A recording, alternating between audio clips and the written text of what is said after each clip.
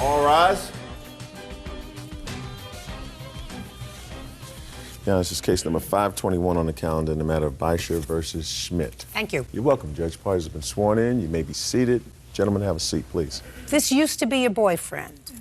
When you were having a lapse in judgment while he was your boyfriend, you co-signed on a credit card for him to buy a dirt bike because he couldn't get it on his own. Correct. And the agreement was that he was to make the payments faithfully on that credit card. That's correct. He did make payments for a period of time on the credit card, and you separated. But he agreed to continue to make the payments on his bike, which he was using and which he took with him.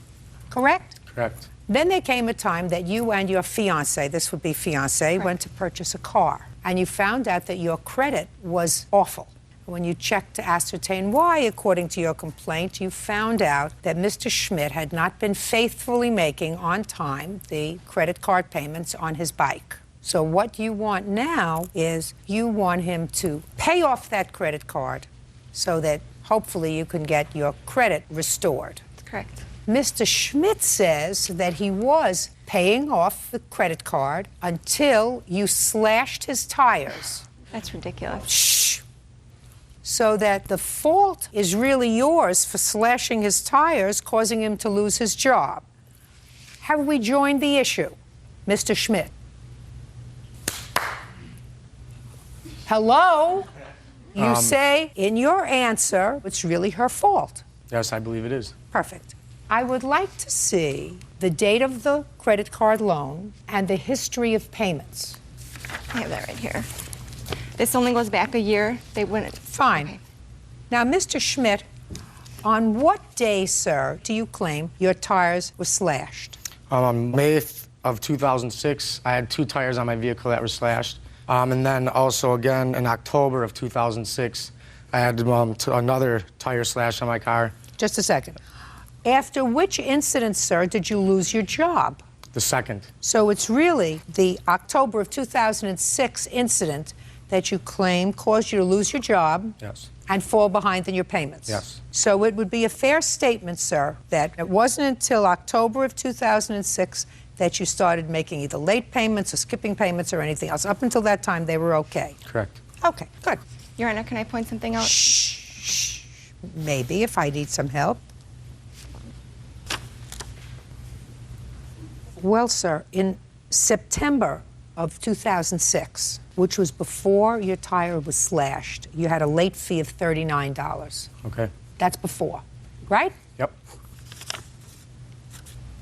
And in August, which was before your slashed tires, you had a late fee of $39. That would be after the first. You just told me, sir, that you didn't lose your job until after the October incident. Yes, but missing days of work. No. Baloney. The issue was that after the October incident, you lost your job because of the tire slashing, causing you to fall behind in your payments. And you said to me prior to that time you were on time with your payments. So we now have August and September where you were late. Are you following me, Mr. Schmidt? Yes, I am. Who is this? This is my witness, Jason. Maybe. Jason. Now we have July. Late, Mr. Schmidt. And how much, sir, were you supposed to pay every month? It's about $70. So sometimes you didn't pay at all. And then you sort of doubled up the next month, right? Yes. You can't do that. You know you can't do that. Look at what we have here. A June late assessment. And you didn't make a payment. Whole month of June. Is it possible, though, that me without a vehicle, how is it possible for me to get to work, to make money, to make payments on this? What are you talking about? Who cares about whether you have a vehicle? How do you get to work? I don't care how you get to work. Walk, crawl, get your witness to pick you up. Now, let's go back to before the first incident, Mr. Schmidt, that you allege she slashed your tires, which you have to prove to me anyway. Let's go back to April now. Even you will know, Mr. Schmidt, that April comes before May, yes. Right? How do you account for the late charge in April, Mr. Schmidt? I don't. Right. So the cock and bull story that you gave me is just that. You've been making late payments on this loan forever, because we also have one for March. So what do I care how you get to work? How did Abe Lincoln get to school? I'm waiting for an answer. Walk. That's what he did. He walked. And you remember from grammar school how many miles he walked to school every day? No, I don't. I think it was 5 miles each way, wasn't it, Bert? I think something like that. 5 miles each way. Do you understand, Mr. Schmidt? Yes. When somebody else does a nice thing to you, what you're supposed to do is not be a pig. If you want to, you get the loan totally out of her name, and then if you want to screw up your credit, you do it. But you don't screw up her credit. Now, how much is left on the loan? The grand total is about $6,700. Well, the maximum I can award you is $5,000. You understand that, and the check will be directly to the credit card company which holds the loan. Yeah. You're still responsible, as is he, for the remainder of it, Right. and he's responsible to pay it. Right. Who do you work for? I actually just got a new employment job. It's DeLuca and Tobin. It's a drilling company. Well, you would have no objection if they deducted the remainder of the balance, anything over $5,000 from your check, would you? Listen to what I just said. You owe the money. You have the dirt bike, don't you? Yes. The maximum I can give her is $5,000. That will be made directly to the credit card company. You still owe them about $1,600. Are you prepared to sign an authorization to allow them to take the remainder of the money at periodic payments out of your check? Yes. Perfect. We will prepare that order and send it over to the drilling company and any other company that you might work for subsequently. Do you understand? Yes. Perfect. Judge Judy continues in a moment. Mr. Schmidt, you sure you want me to do this to your friend? You sure you want me to do this to your friend? Yes. Be my pleasure, sir. And later today, You can't complain about it if somebody says, this is really funny. I want to send it to everybody that I know who knows this jerk who posted this on Craigslist. real cases, real people. Judge Judy. Ashley Beischer claims the father of her child, Joshua Schmidt, owes for a $5,000 loan to buy a motorcycle. Joshua is countersuing, claiming Amy slashed his tires twice. Okay, let's get to the slashed tires. Did you slash his tires in May? Absolutely You don't not. look like a tire slasher. No. You didn't see her slash your tires, did you? No, I didn't. Did you? I did not see her, no. Step up. Your name? Jason Jason what? Moyer, How do you know her? through him. When was the last time you had any contact with her? While.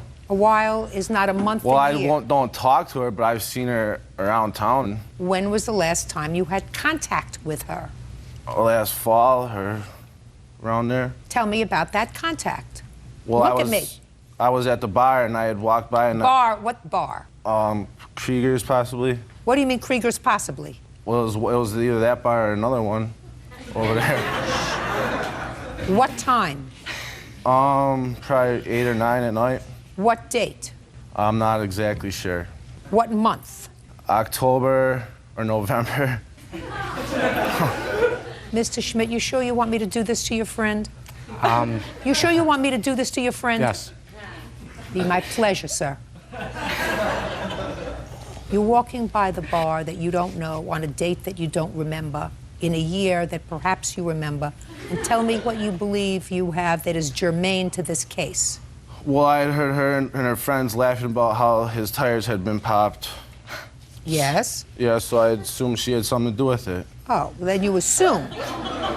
Good. Do you have anything else that's germane to this case? I did pick him up for work, too, a couple times. I don't care about that. Sit down. You have anything else on the tire slashing, sir? I just have a copy of, actually, no, I do not have Good. this on me. Thank you very much. Your counterclaim is dismissed. You owe $5,000, and we will prepare an order for the remainder of the $1,600 to be deducted automatically from your check. Forward that to your employer with my love and hugs and kisses. Thank you very Your much. Honor. Goodbye. Parties are excused. You may step out. I hope we have a friendship for my daughter's sake. I do not know. Hopefully it gets better in time. Just be a man. Take responsibility for his actions. And now the next case. All parties in the matter of London versus Bell. Step forward. 25-year-old Aaron London is suing his former co-worker, Corey Bell, for defaming his character at work. Aaron claims Corey passed around a phony Craigslist ad. Mr. London, did you and the defendant work in the same company? Yes, at one point we did. This is your complaint. You put an ad in Craigslist. I gather you went to school to become a massage therapist? Yes. And you put an ad on Craigslist for massages with your picture on it.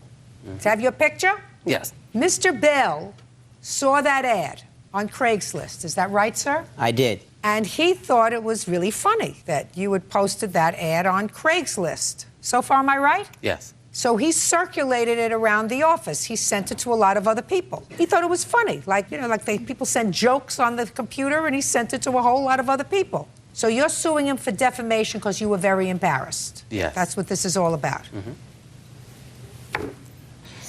Mr. London, can I see the ad, please? Yeah.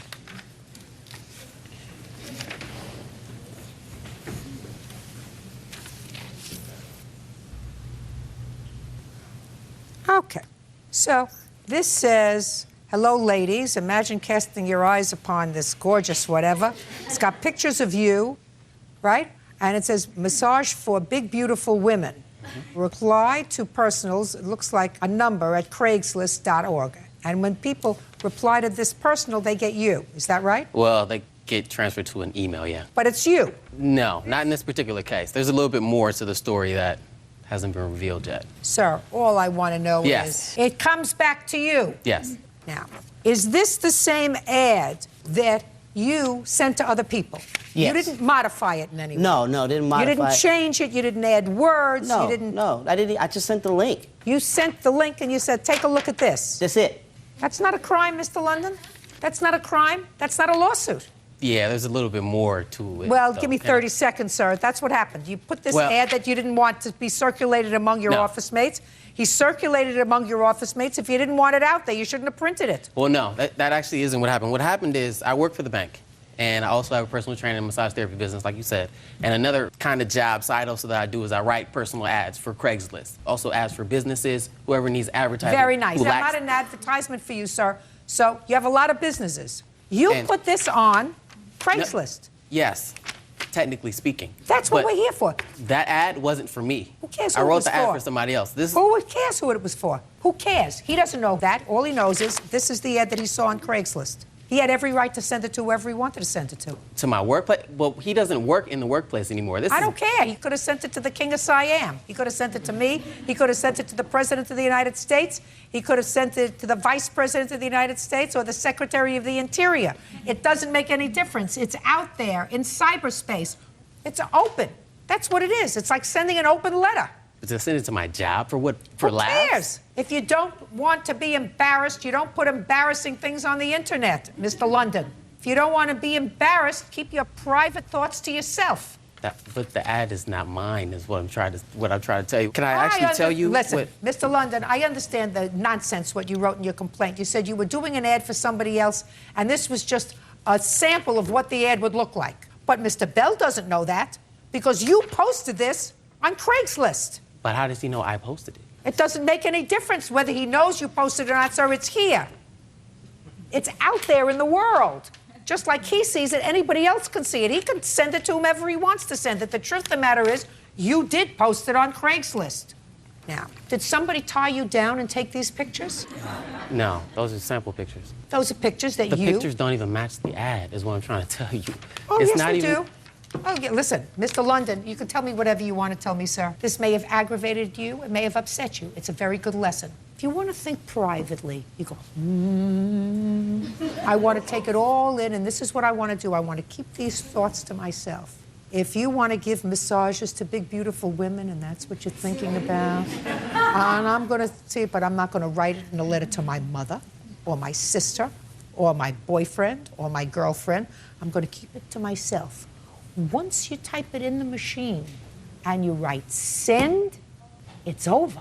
It's out there. It's in Mexico and Burma and Jersey. and Brooklyn. It's all over the place.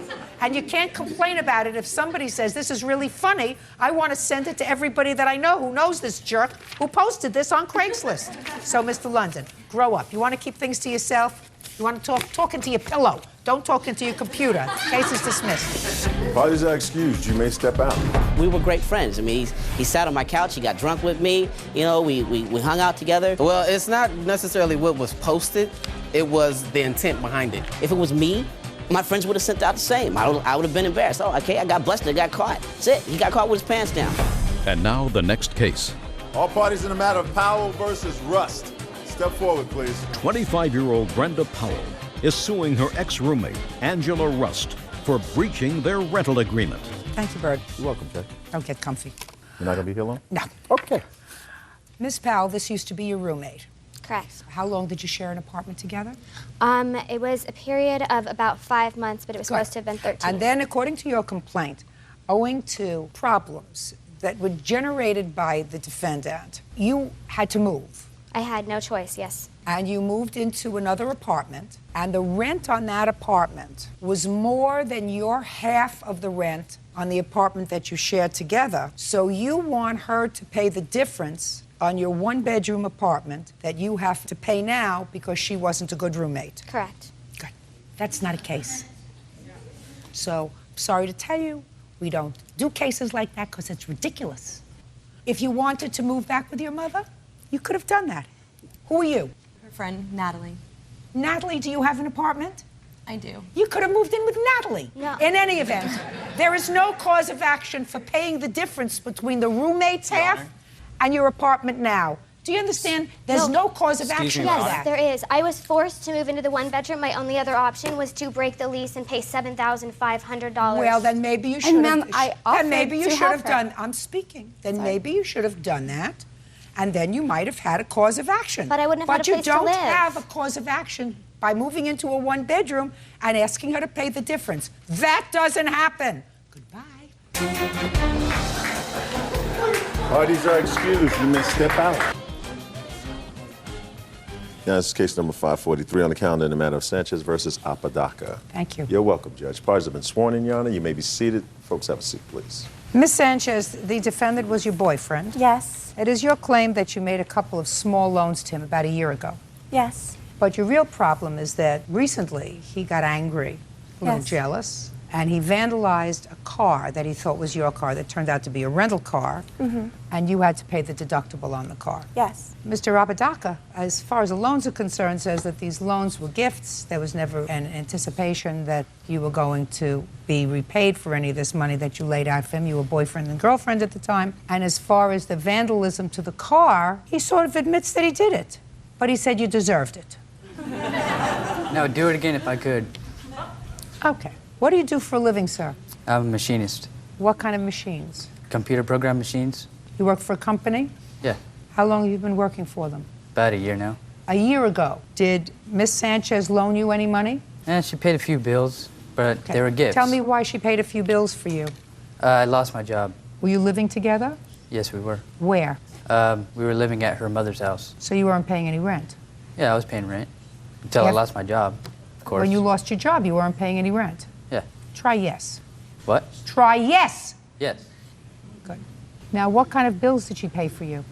She paid cell phone bills, a car payment, helped me out with the down payment, but I paid her back for that. Cell phone bill, a non-essential. I know that you people feel that it's an essential, but the truth of the matter is, we did get along for many, many centuries without cell phones. Put your hand down.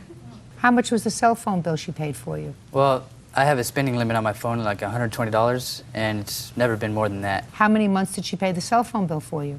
Maybe two months. How many months did you pay the cell phone bill? 4. I have the bank statements right here to show it. Good. How much did you pay for a cell phone? It was a total of $400. I paid 4 payments of $100 apiece. Okay. What other bills did she pay for you, Mr. Apodaca? Just car payment, that's it. One car payment. One car payment. And how much was that? I actually made 2 car payments. I also have that in my bank statements as well. But I paid her back for that already. You did? Yeah, because that was income tax money. I paid her back. Okay. But you do owe her for your cell phone. No.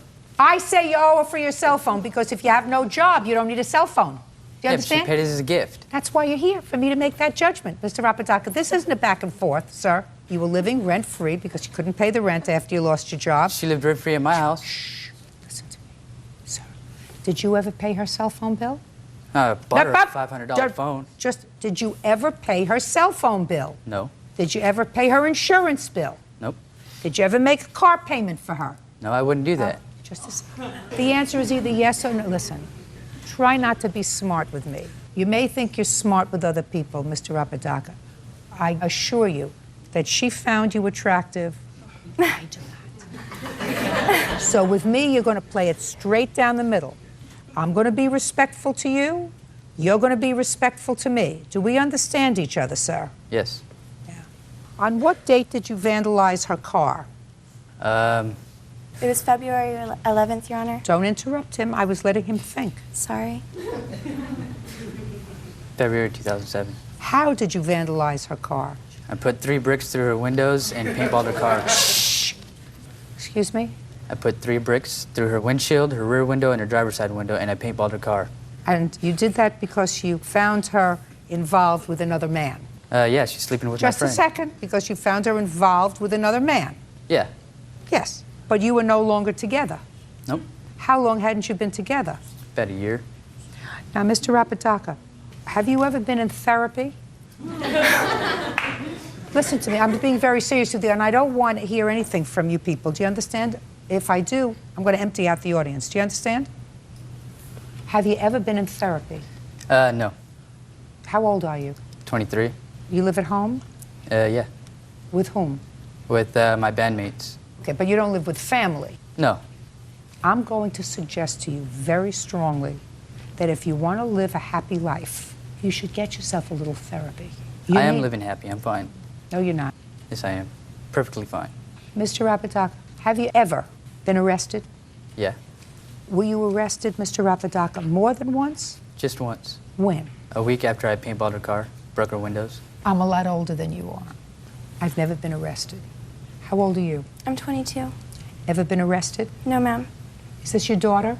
No. Who are you? I'm My boyfriend's mother, Your Honor. How old are you? I'm 48. Ever been arrested? No. See, Mr. Rapadaka, there are a lot of people in this room who are a lot older than you are cumulatively. That's them, not me. Who've never been arrested. Now, you say you're happy and you're living a wonderful, full life. Yep. And I'm suggesting to you, sir, just a friendly suggestion, that anyone who, after a year of not being with someone, has as much anger as you had a year later and vandalized her car in such an aggressive manner has issues that they really should be resolving with a professional. That's my suggestion. It doesn't require an answer. I've given you my reasons. I think that that kind of hostility and aggression after a long period of time is something that should be addressed. Judge Judy continues in a moment. And later today, he did move out before we even went to trial. Well, but he moved out because there was going to be a trial and he was being... he moved out because he got his girlfriend pregnant. Oh.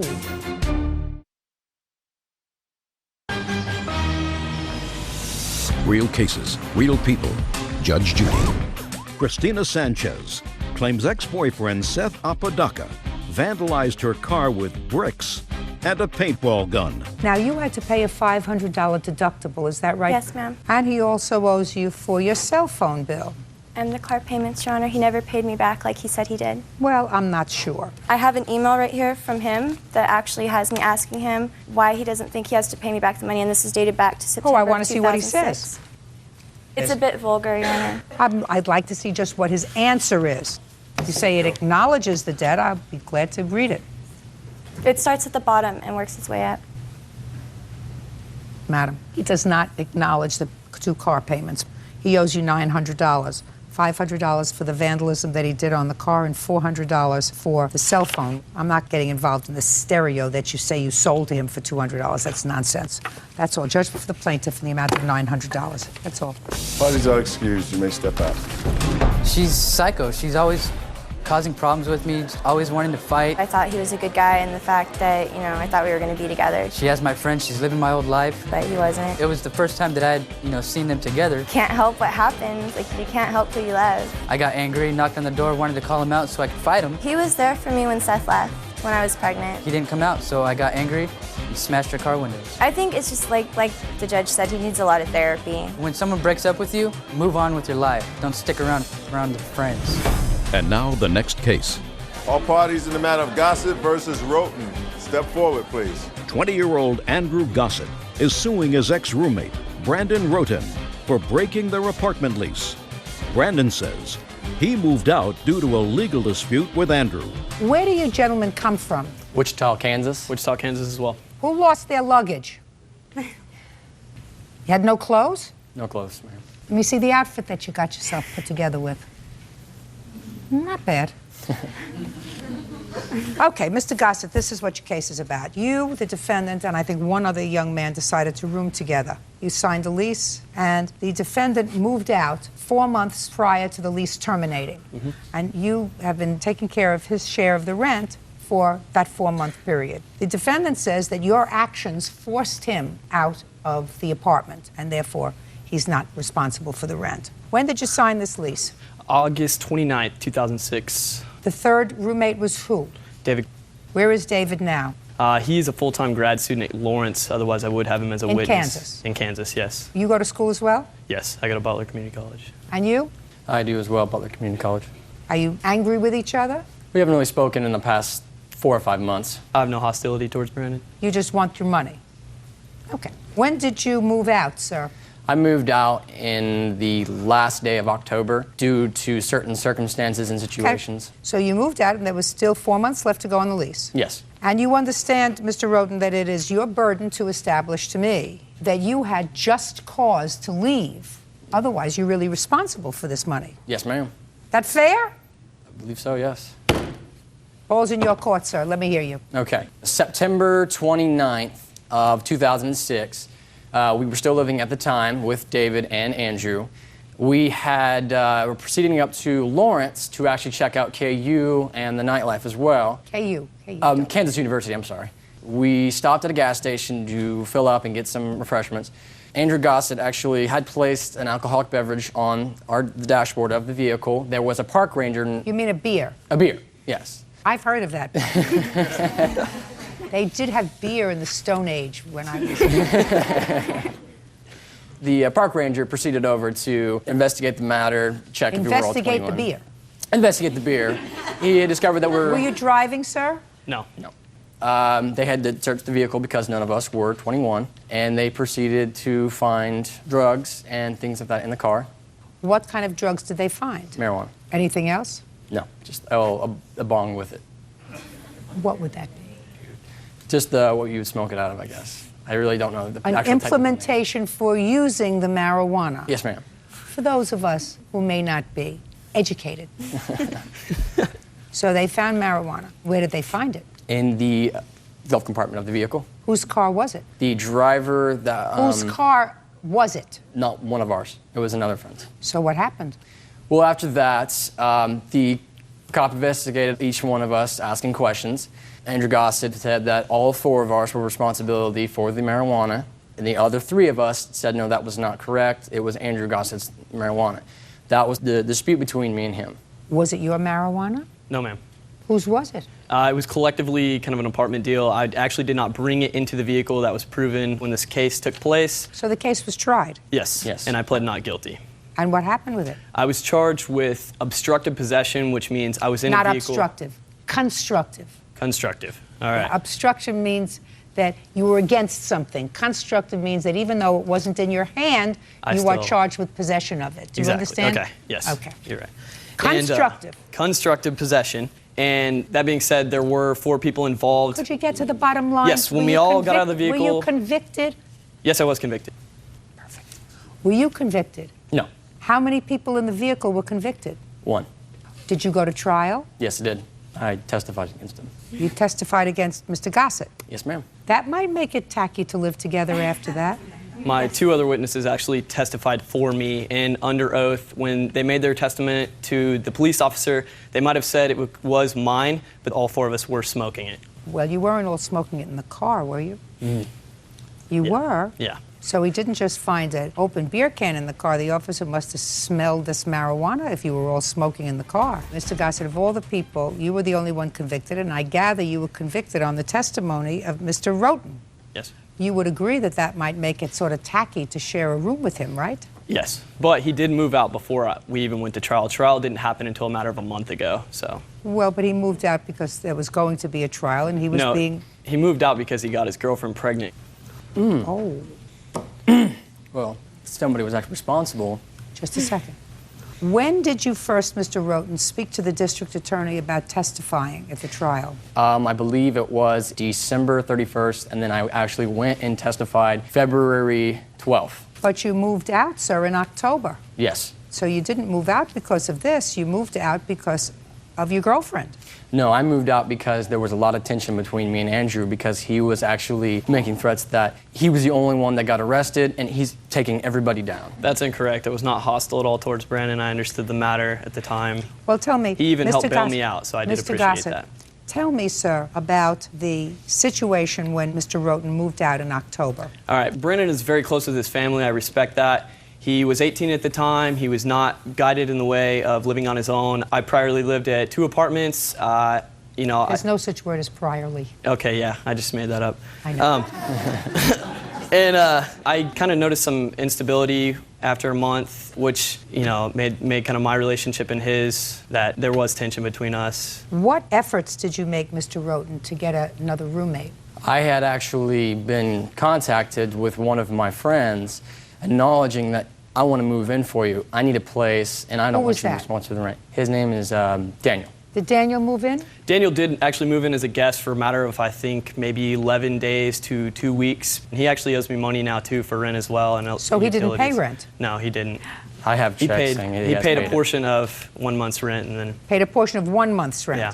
That didn't work out. Did you know Daniel left? No, I did not. Did you advise him that Daniel left? No, because at the time I had no contact with Brandon. Well, how do you know Mr. Roten was aware of the fact that Daniel left? He found Because another I think roommate. Daniel and him have excellent communication in comparison with me and Well, Dan. you don't know that, sir. I know. You know that. That's a problem. You see, I believe Mr. Roten had the obligation to help find a new roommate. And in reality, he did not find the roommate. I did come to Daniel because Daniel got evicted from his previous lease. So you did find another roommate? Yeah, I found him, but he did not stay for long. He had been evicted from his prior lease. The bills added up, and Daniel couldn't afford it. He came to his grandma. His grandma paid. I mean, the bank account is through his grandma. The check that was written to me. So you picked a bad roommate. Exactly. Well, then, Mr. Gossett, Mr. Gossett, if you picked a bad roommate, you cannot visit that on Mr. Roten. You see, if he left and you substituted another roommate that you thought would cover his portion of the rent, and you picked somebody that you knew was financially unstable, see, the only thing that Mr. Roten had to do, if you didn't do it, was to find someone else. He absolutely had to, under the circumstances, because I think that this tension, some of it had to do with this, and some of it had to do with the fact that is this your girlfriend? Yes, it is. Well, fiance, actually, now. Fiance. You are affianced? I've always wanted to use that word. Are you living at home? No, I own my own house now. Great. Who pays for it? Me. From what? From my job. Good. Do you have any other roommate in your house now? I don't live there anymore. I live in an apartment with my girlfriend. When did you move out? When the lease was up. What about the other roommate that you had? Dave made it aware to me that he was going to be entering graduate school. He left for Lawrence, I think, a month and a half before our lease was up, but he did make arrangements to find a roommate, and that roommate worked out great. So Great. to cover well, you his made portion. arrangements to find Daniel, but Daniel didn't work out great. But see, Daniel had actually lived with me 6 months before at an apartment, and he made all his bills, paid everything on time, was great You with that. just told me that Daniel moved in because he had financial problems. No, Daniel moved in because his lease was broke. Like, he got evicted. You just told me that. You just finished telling me that, Mr. Gossett, that Daniel moved in because he had some financial problems because he got evicted. You don't evict a good tenant. No, it wasn't financial problems. It was actually like gang violence or something. Some people it had broke to do with into his it. grandmother's bank account, No, Mr. no, Gossett. You keep his talking. grandmother pays for everything. Yeah, okay. He has Mr. Gossett, you picked a bad third roommate. It was really his responsibility to choose somebody, but if you chose somebody and that didn't work out, you cannot visit that on Mr. Roten. Your case is dismissed. Are you happy now? Are you happy where you are? No. You're not happy where you are? Oh, I'm happy where I am now, yes. Are you happy where you are? Yes, ma'am. Go back to Kansas.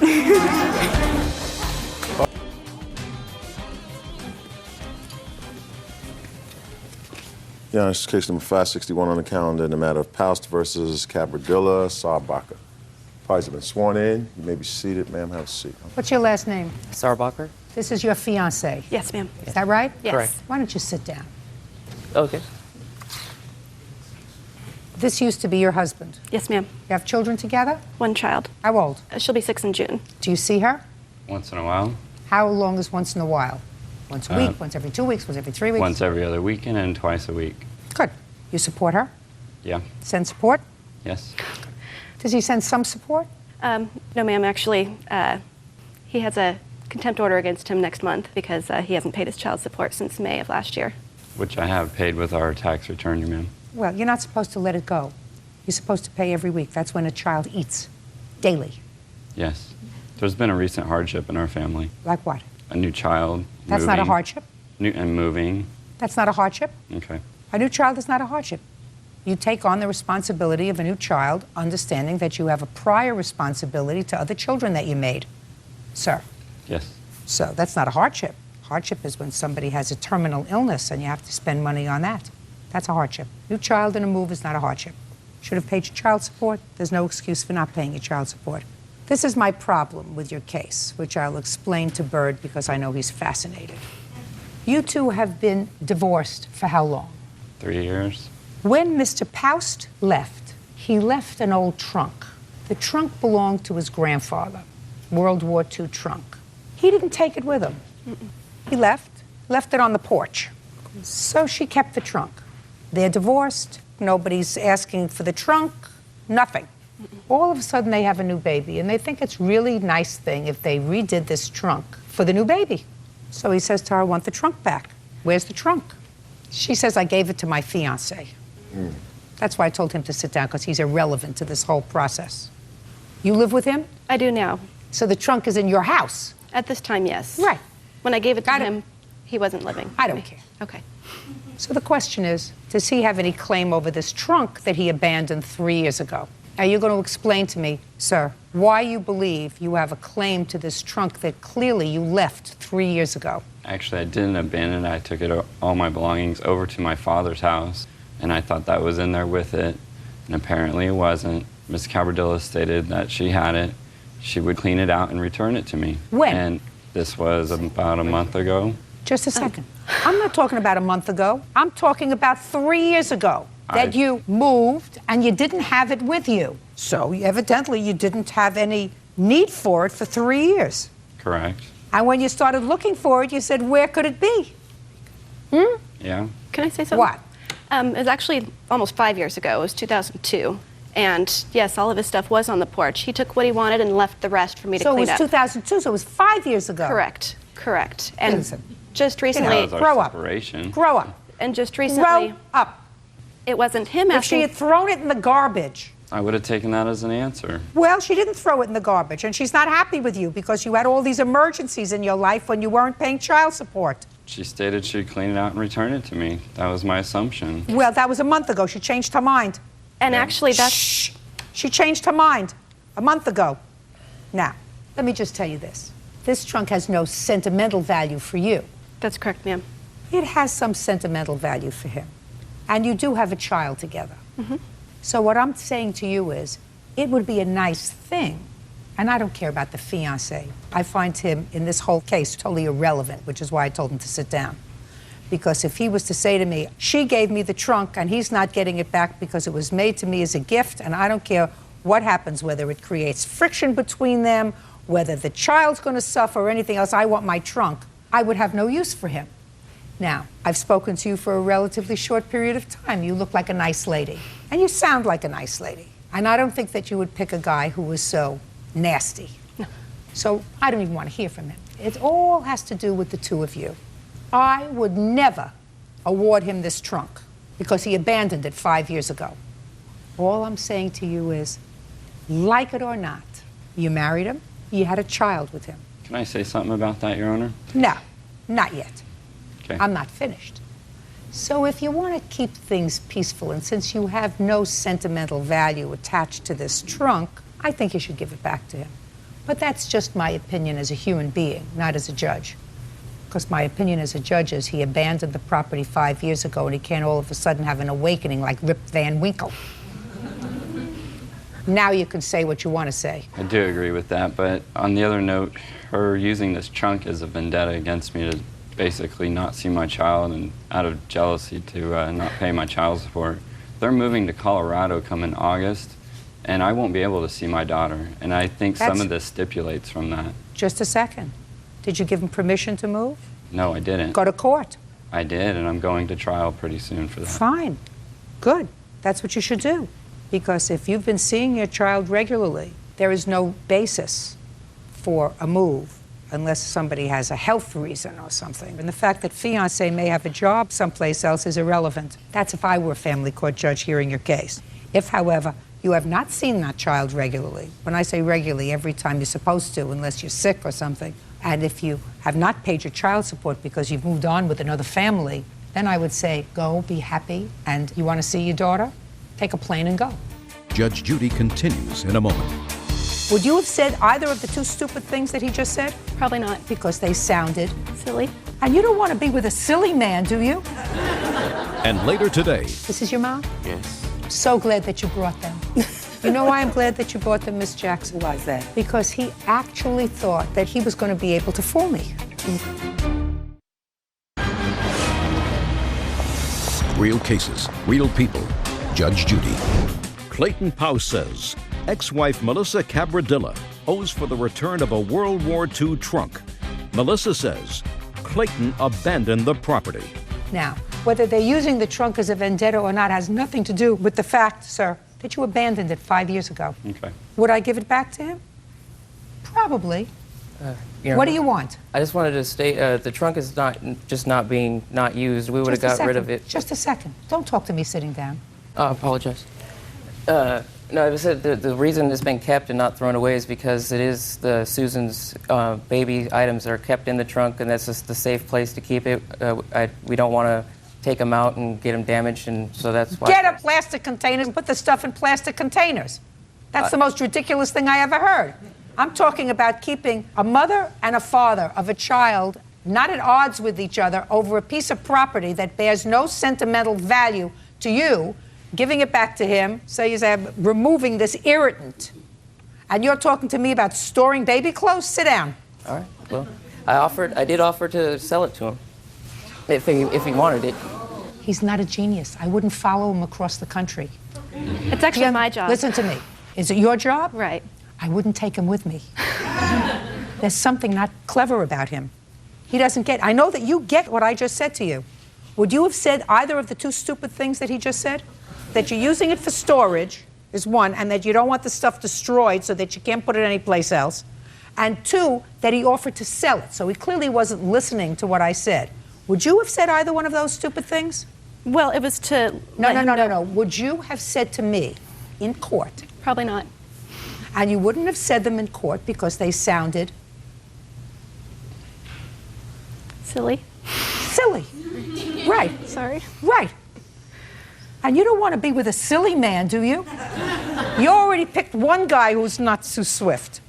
You want to pick a second one? I would think twice about it. In any event, I'm not awarding you the trunk, sir, because you're not entitled to it. You abandoned it. I will, however, say to your ex-wife that if I were her, I would say, you know what? I'm going to have to be attached to him for the next 12 years at least while my child is a minor. Give him back the trunk. Remove this piece of stuff that's in our lives, and we're going to move on. Where are you supposed to move to? Colorado Springs. You have any family there? Friends. That's all. Parties are excused. You may step out. The divorce decree stated it was mine. He abandoned it 5 years ago. That's my grandfather's. He had it from World War II, and basically that's why I wanted it back. Sentimental mostly. We would have liked it back because it is sentimental value. It's actually Greg's trunk. I gave it to him before we were even seriously dating. They want it that bad that they can come up with $100. I'll try and come up with it just to see what happens. And now the next case. All parties in the matter of Paradeza versus McQuay Jackson, step forward, please. 18-year-old Jenny Paradeza is suing schoolmates Samuel and Stephen McQuay and their mother, Evelyn Jackson.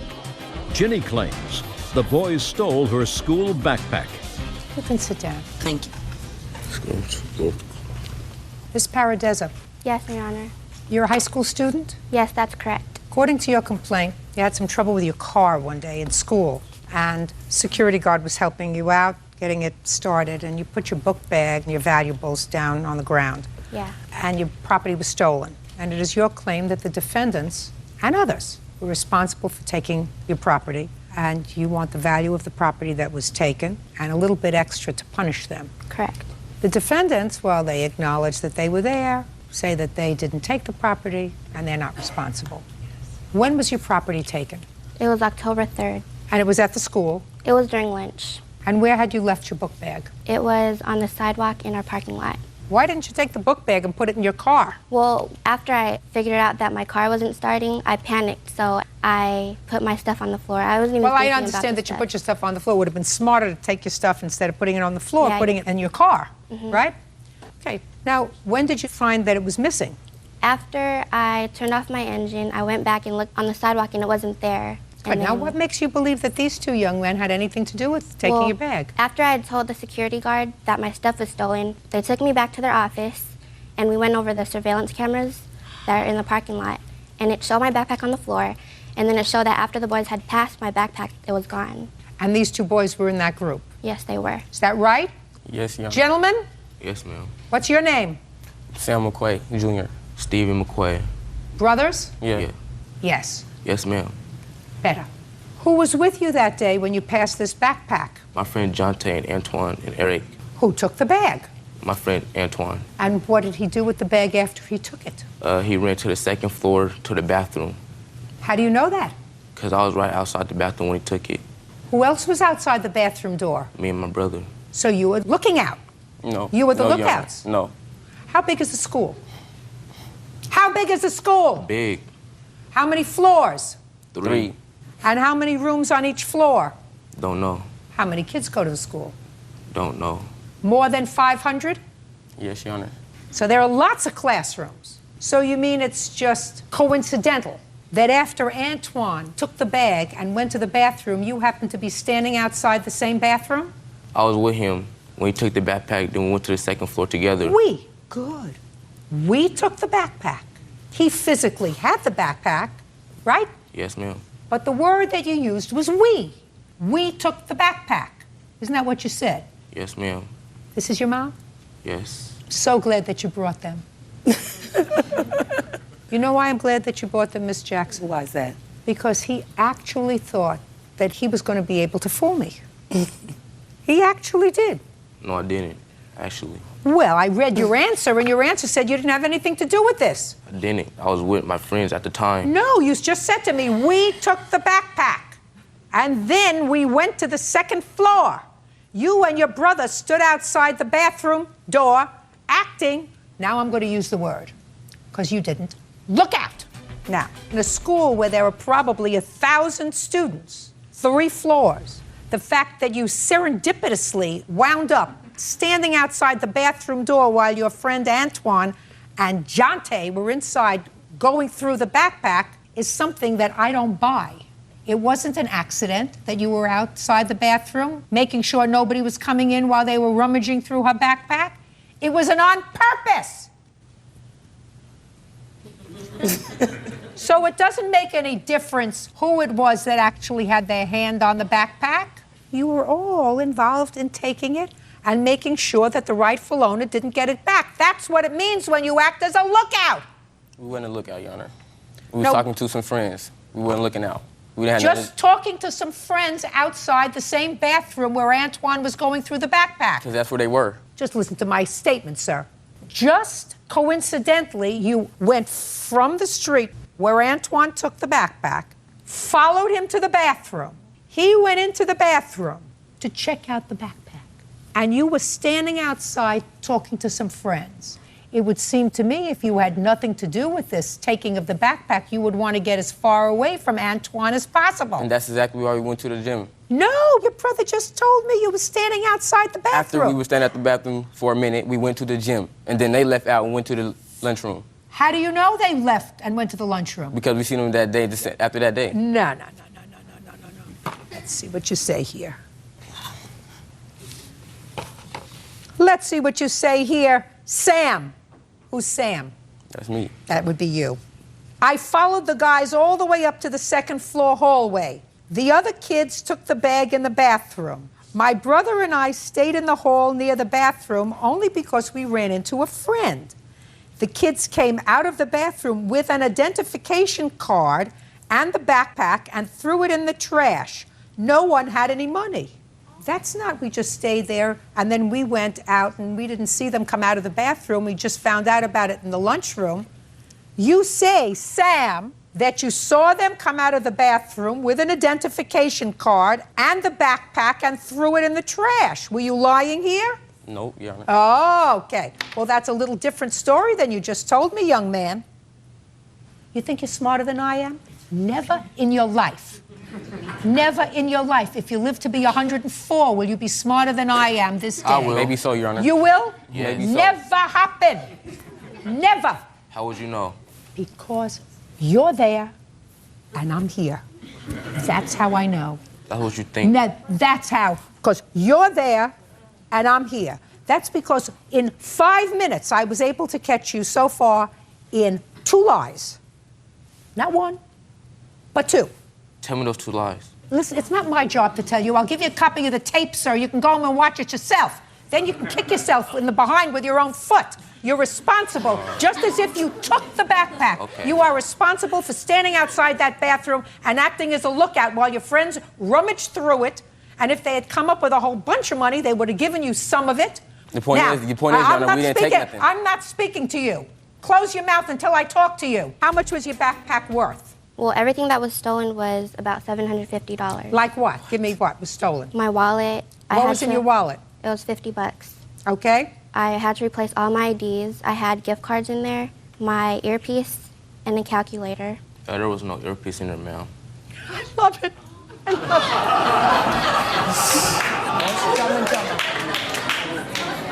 it. Judgment for the plaintiff for the amount of $500. That's what I think it's worth, madam. What happened? You told the police what your property was worth. You told them at that time that it was worth $900, which is probably a stretch. Certainly that stretch isn't going to be stretched into $4,500. Judgment for the plaintiff in the amount of $900. That's all. Goodbye. Parties are excused. You may step out. Parties have been sworn in, Judge. You may be seated. Ladies, have a seat. Mr. Lee, the defendant was your girlfriend for a while, and you claimed some loans to her for car repairs. And in addition to the loan for car repairs, you say that you loaned her a car of yours, and she refuses to return it. Yes, Your Honor. You want the car back. Yes. The defendant says that you fixed her car because you always insisted on making sure that her car was in running order. There was never any discussion of her paying you back for fixing her car, and that you, in fact, gave her this car, and she is counterclaiming because she says that after she broke up with you, you broke up with him? He with me. And also... Just a second. That you came to the house, to her house, and you disabled her car, which you claim is your car, and she wants the money that she had to spend or will have to spend to put it back into running condition. So how long was this lovely relationship that you enjoyed, Mr. Lee? Year and a half. But I think we broke up like 3-4 times in between. The natural course of events, Mr. Lee. When did you loan her this car? First of all, she had her own car, and this car was keep on breaking down. She had no money, so that's what I do. I fix car. That's, you know, my side job. So she has her car. She's always breaking down. Sometimes she helps me pick up my daughter. She has a daughter on her own, and this car is like unsafe. So I keep on spending money on it. I spent $500 one time because her water pump went out, so we did the timing belt, everything. I had the receipt. Then maybe like a month later, our alternator goes out. I fixed it. She said she's going to pay me the money. I said, I spent $500 on your car. Well, I'm going to go to my mom and get some money. I'll pay you back. She goes to her mother's house, come back with $40. Here's $40. I'm like, I spent $500 for... You know, she had no job, so I told her, when you get a job, pay me. Did you live together? No. So she was doing you a favor? Well, one night I told her, you spend the night. Just a second. That doesn't answer my question, Mr. Lee. Uncross your hand. She was doing you a favor by picking up your daughter. Yes. And you didn't want your daughter to drive in a car that was unsafe, I assume. Yes. And plus, Is that right? she had no job. I was paying her rent. And I you was were- supporting her. Just a second. You were paying her rent where she was living. How much was her rent every month? $500 a month. And how many times did you pay her rent? I think I paid 3 times. When? 2004. When in 2004? Before or after you loaned her money to fix her car? After. No, right around that time. June, May, I think it was August, I don't know. All right. May, June, August, certainly after March, after you loaned her money to fix her car. Yes. And did she promise to pay you back the rent money too?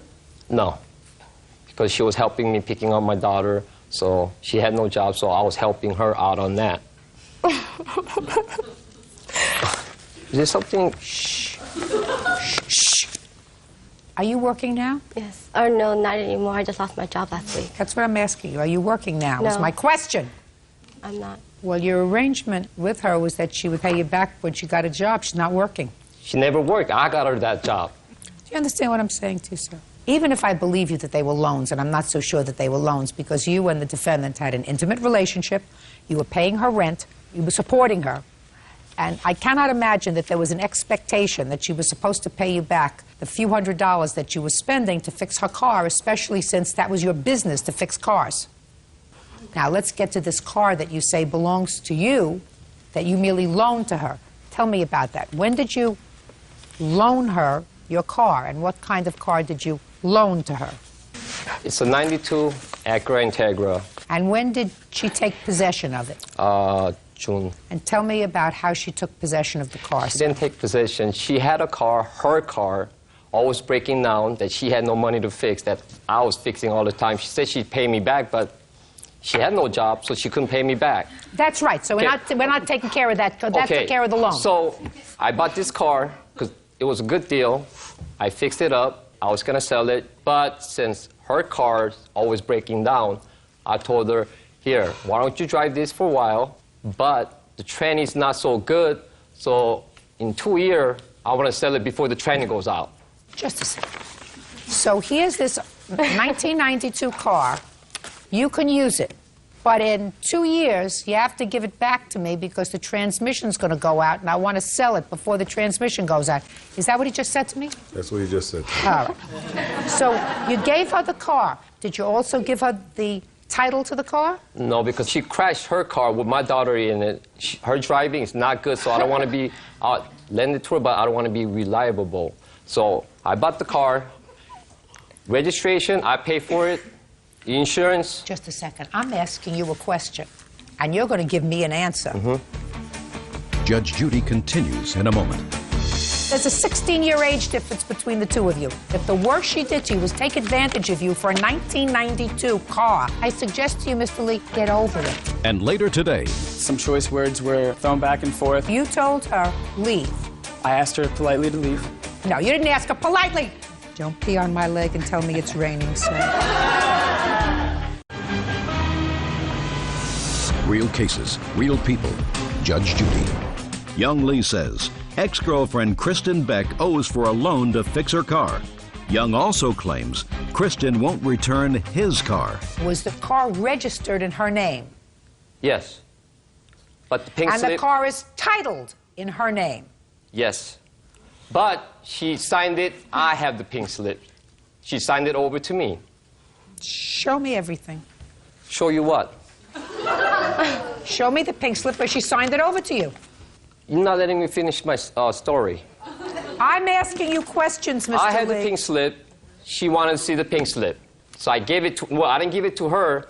I went over to her house, gave the land... She wasn't there, so I gave it to landlord. You know what? Every time we're breaking up, she comes back saying sorry. I think it's for the car she's coming back. Because every time we broken up, she gave me the car back. 3 times I took the car back. Okay? But she always come back, sorry, sorry. And she wants the car back. So I'm thinking, this relationship is all about the car. That's what... It is about the car because she sold her car. You may be right. You may be right. She sold her car for $1,000. I told her that she's trying to give me $500. The car that she sold it for $1,000. $500, she's trying to give it to me. Did you take the $500? No. Well, why didn't you take the $500? Because according to you, she owed you a lot more money from the car repairs. Because I don't know what she was giving me that $500 for. I said, what's this $500? Is this the money that you owe me from the car and all the money that I spent, you know, like rent, everything? And she said, no, this money is, I sold my car, so I'm giving you $500 because you bought me a car. I'm like, wait a minute. I told you this the second time. I didn't give you that car. I lent it to you. You did. I did. You did give Because I have the pink slip. She has the registration. Car's registered. She has in the her registration, but I have the pink slip. Is the car registered in your name? Yes, it is. Do you have registration for the car? You know, I don't. I have the registration. Can I see it, please? It's been under my name ever since the beginning, and he never. Let me just see it. Mr. Lee, you should have taken the $500, sir. Your Honor? Should have taken the $500. 500. June 10th, 2004, the car was registered in her name. It was never in my name. It was the person that I bought it. It was his name. I never even put it in my name because I'm still working on it. After I'm done with it, I was going to sell it, but I lent it to her. So I told her, put it in your name, but when the pink slip comes, sign it. I have the pink slip already signed to me. Show me. Okay? Then later on, she wanted the pink slip. I gave it to her landlord. Then she wanted to break up, whatever. We got into a fight, okay? I wanted my car back. You want to break up? Fine. I want my car back. She didn't want to give it to me. Okay? Give me the pink slip. She said, my landlord has it. Why does your landlord has my pink slip? You just told me you gave it to her landlord. I gave it to the landlord, but she supposed to give it to her. But she's saying she never did. And I have my witness here. I'm not interested in your witness, Mr. Lee. The relationship didn't work out. The rent that you paid voluntarily. Fine. I'm not asking for the rent. Just a second. Well, just a second. But 2 seconds ago, you said to me, what are you giving me this $500 for? I paid your rent. I paid your car expenses. What is this $500 for? The rent, the car expenses? Listen, it didn't work out. How old are you? 39. How old are you? 23. So there's a 16-year age difference between the two of you. She's a pretty girl. You liked her. She was helpful with your child. I'm not saying that she didn't take advantage of you. Maybe she did. But if the worst she did to you was take advantage of you for a 1992 car, I suggest to you, Mr. Lee, you gotta. I suggest to you, Mr. Lee, you have to get over it. No, excuse me, Your Honor. Okay? The car is mine. I lent it to her. I have witness. Okay? I put it in her name. We got into a huge fight. I want my car back. She put a restraining order on me because. Mr. Lee, get over it, sir. Get over it. Did you go? That's all. It's case dismissed. Put him outside. Listen to me. Your countersuit's dismissed. I suggest you get security out there for them. I wasn't surprised what happened in there. I kind of knew he would have done something to upset her. It was out of despite of the restraining order. Because, you know, like, I had this on him, so he just wanted to, because I wouldn't get back with him. And now the next case. All parties in the matter, Davison versus Scott. Step forward, please. 24-year-old waiter Ian Davison is suing his former roommate, 21-year-old draftsman Elizabeth Scott, for rent, utilities, and for hitting him in the face with a broom. Elizabeth claims Ian put his hands on her first. Mr. Davison, according to what I read in your complaint, you and Miss Scott and another person entered into a lease in an apartment. Three of you were going to share a place together. Miss Scott decided to move out a couple of months early. She had a boyfriend. They decided to rent a place together. And you believe that she owes you for the 2 months' rent. Correct. As well as a utility bill for those 2 months. And in addition, it is your claim that she assaulted you when she left the apartment over a dispute. Ms. Scott says that she had fully intended to pay the 2 months' rent, but that you became so aggressive when she was moving out, it was unsafe for her to live there. As a matter of fact, it was you who were the aggressor on the final day of her stay in the apartment. She was, however, taken into custody initially because she hit you with a broom. Is that right? I was never taken into custody, but... The police were called? Yes. I called the police. Real cases, real people. Judge Judy. Ian Davison says his former roommate, Elizabeth Scott, owes for rent and utility bills. Ian also claims Elizabeth hit him in the face with a broom and gave him a black eye. So what happened, Mr. Davison? On the 8th of October, 2004, we had a meeting, roommate meeting, to discuss the finances, to figure out whether or not everything was in order. At that point in time, outside of her delinquency that month, everything was fine. So you say she hadn't paid her rent? Correct. We received a notice that said that she had not paid. There was $300 outstanding. Being that I paid mine, Ken paid his, who was my roommate at the time, we figured it was hers. We asked her, and she said she hadn't paid, but she said she was going to, which we were completely fine with. And then I brought up the utilities. When I brought this up, she got real mad. She said that I was nickel and diming her, claiming... Well, you're talking about the utilities that were owed up until that point, or the utilities prospectively for the 2 months that she wouldn't be living there? A little bit of both. There was some owed, and then there was a couple of months when she wasn't going to be there that we were claiming she would have to pay. She said that she didn't think so. She didn't want to pay for the utilities for the time that she wouldn't be enjoying the utilities, and only you two would be. Correct. On October 9th, though, the day in question, she arrived to pick up the loose ends. Her and her boyfriend arrived. I was preparing for work, watching some football, and I calmly asked her. I asked her if she was going to pay, if she had been down to the office that day, and she said no, and if I could speak bluntly, Your Honor, she said, verbatim, none of your effing business. Some choice words were thrown back and forth. I realized that the argument wasn't going to be... When you say some choice words were thrown back and forth, Mr. Davison, by both of you? By both of us. And when you say some choice words by both of you, I assume you meant that you raised your voice. I did. And she raised her voice. She did. Okay, so it got pretty heated. It got heated. And then what did you do, Mr. Davison? Then I told her that I would like her to leave. She said that she wasn't going anywhere. You know, she was on the lease. Although she wasn't paying it, she claimed that she was no longer going to be paying anything. So I said... So you told her, leave. I asked her politely to leave. No, you didn't ask her politely. At this point, you're not asking anybody politely, Mr. Davison. Don't, you know, don't pee on my leg and tell me it's raining, So you told her to get out of the apartment? Yes.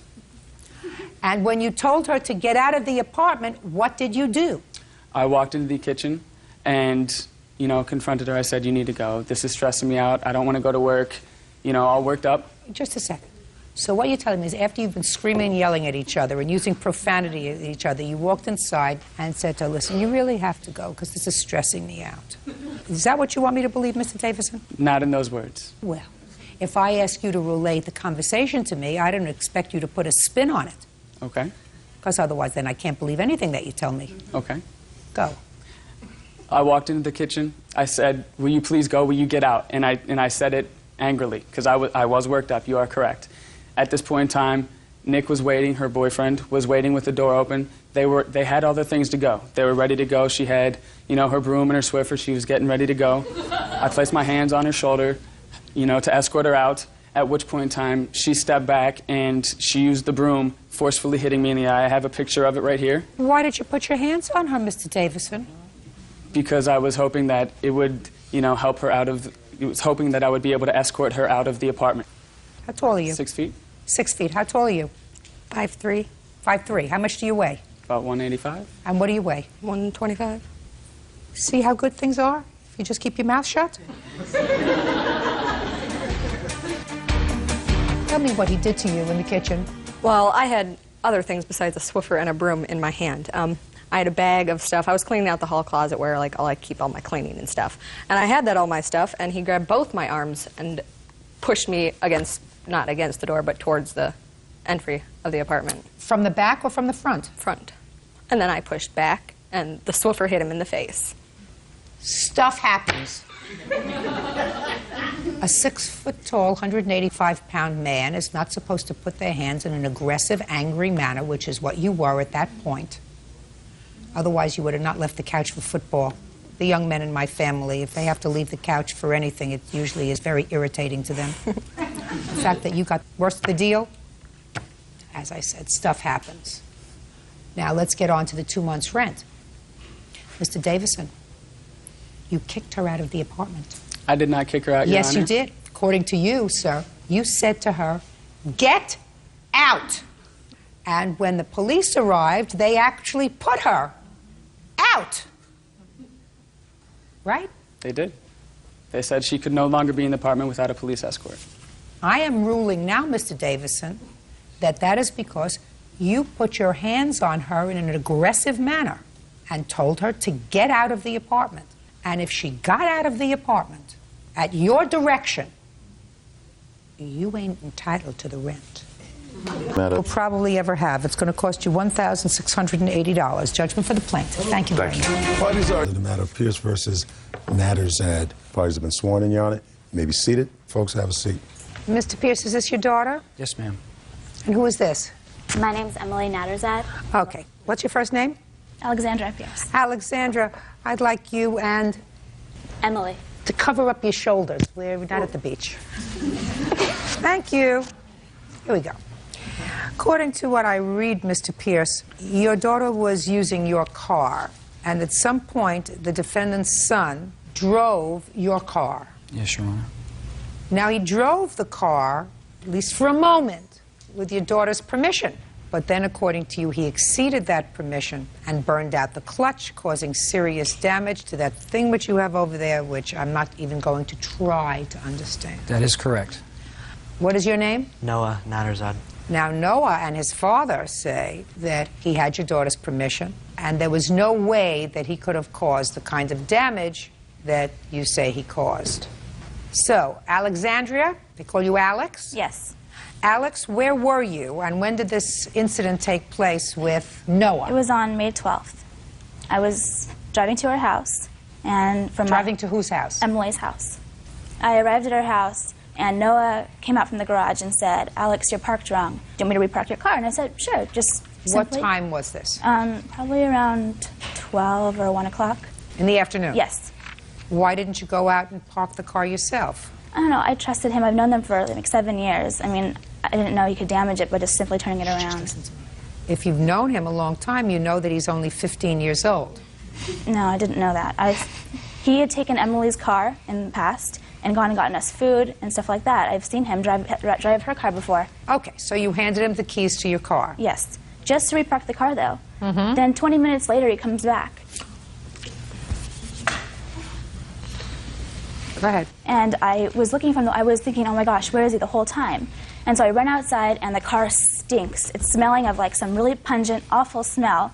And I figured, oh, what a dork. He just probably drive with the parking brake on. And I asked him, I said, "Noah, what'd you do?" And he just like ran back into his little computer thing and didn't answer me. So we ended up taking her car and going to the mall. And then we come back at around 10 o'clock, and the car still smells really, really bad. So I figured, oh God, there's obviously something wrong. So I tried to get in my car, and I tried to do the clutch thing, and there was no power at all.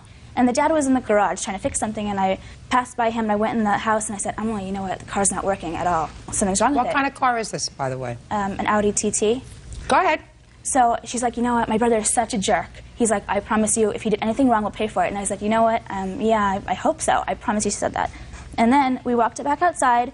She's like, "We'll talk to my dad. He knows really good about cars." So we talked to her dad, and he tried to drive the car, and he saw for himself that the car was not working properly. You could not even hardly move the car. So he got behind the wheel of your car? Yes, he did. Okay. And he tried to drive it? Yes. Is that right, sir? Somewhat.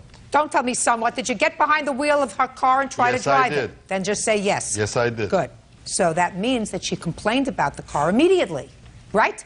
Right. And I had said to him, I said, that early that day, Noah drove my car, and I drove here, and the car was perfectly fine. Then I got back, and it didn't work at all. Fine. Now, Noah, Yes. you know who I am, right? Yes.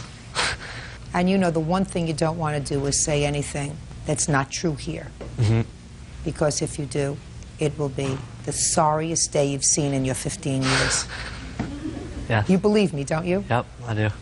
What your father will do to you is nothing compared to what I can do to you.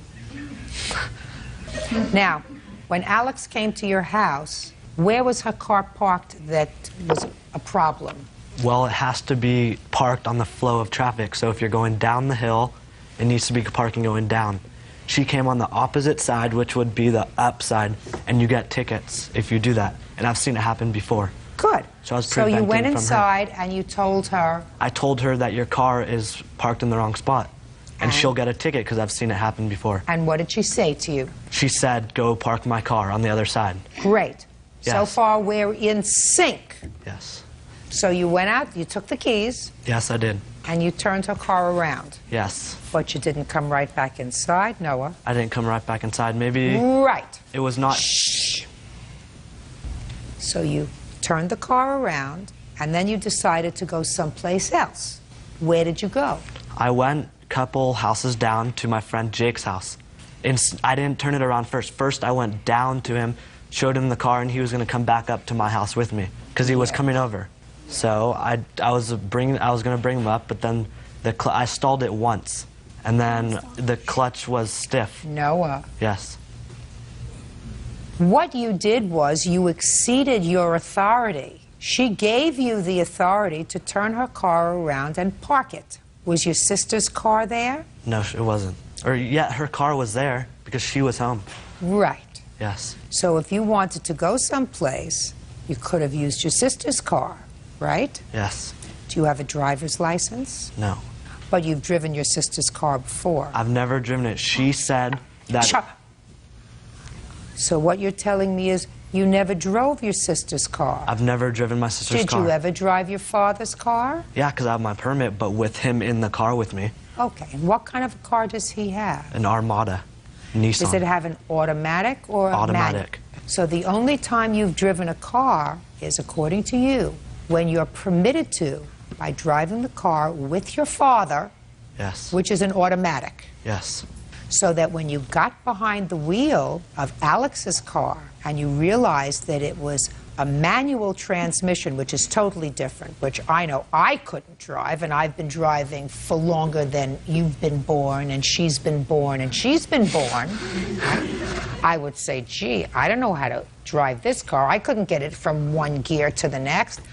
Turn off the key, go inside, and say, Alex, I thought your car was an automatic. It's not an automatic, and I don't know how to drive a manual transmission. You better move your car around. But I have friends who drive manual, and it's a guy's thing to know that if it's like it's a guy's thing. I'm just saying. Is that what you're telling me? It's like it's a guy's thing. You're born with that. You know how to drive manual. Is that what you're telling me? No, well, I told you. I told you. You don't want to look like an idiot in front of your sister and your father, and 10 million other people. Judge Judy continues in a moment. Once you took it and it exceeded the permission she had given you, you stole it. Let me tell you, don't shake your head no, I'm telling you yes. And later today, you sold a used car to friends. Well, frenemies, yes. What did she say?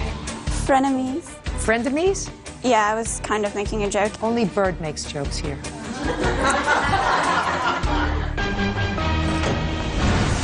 Real cases, real people. Judge Judy.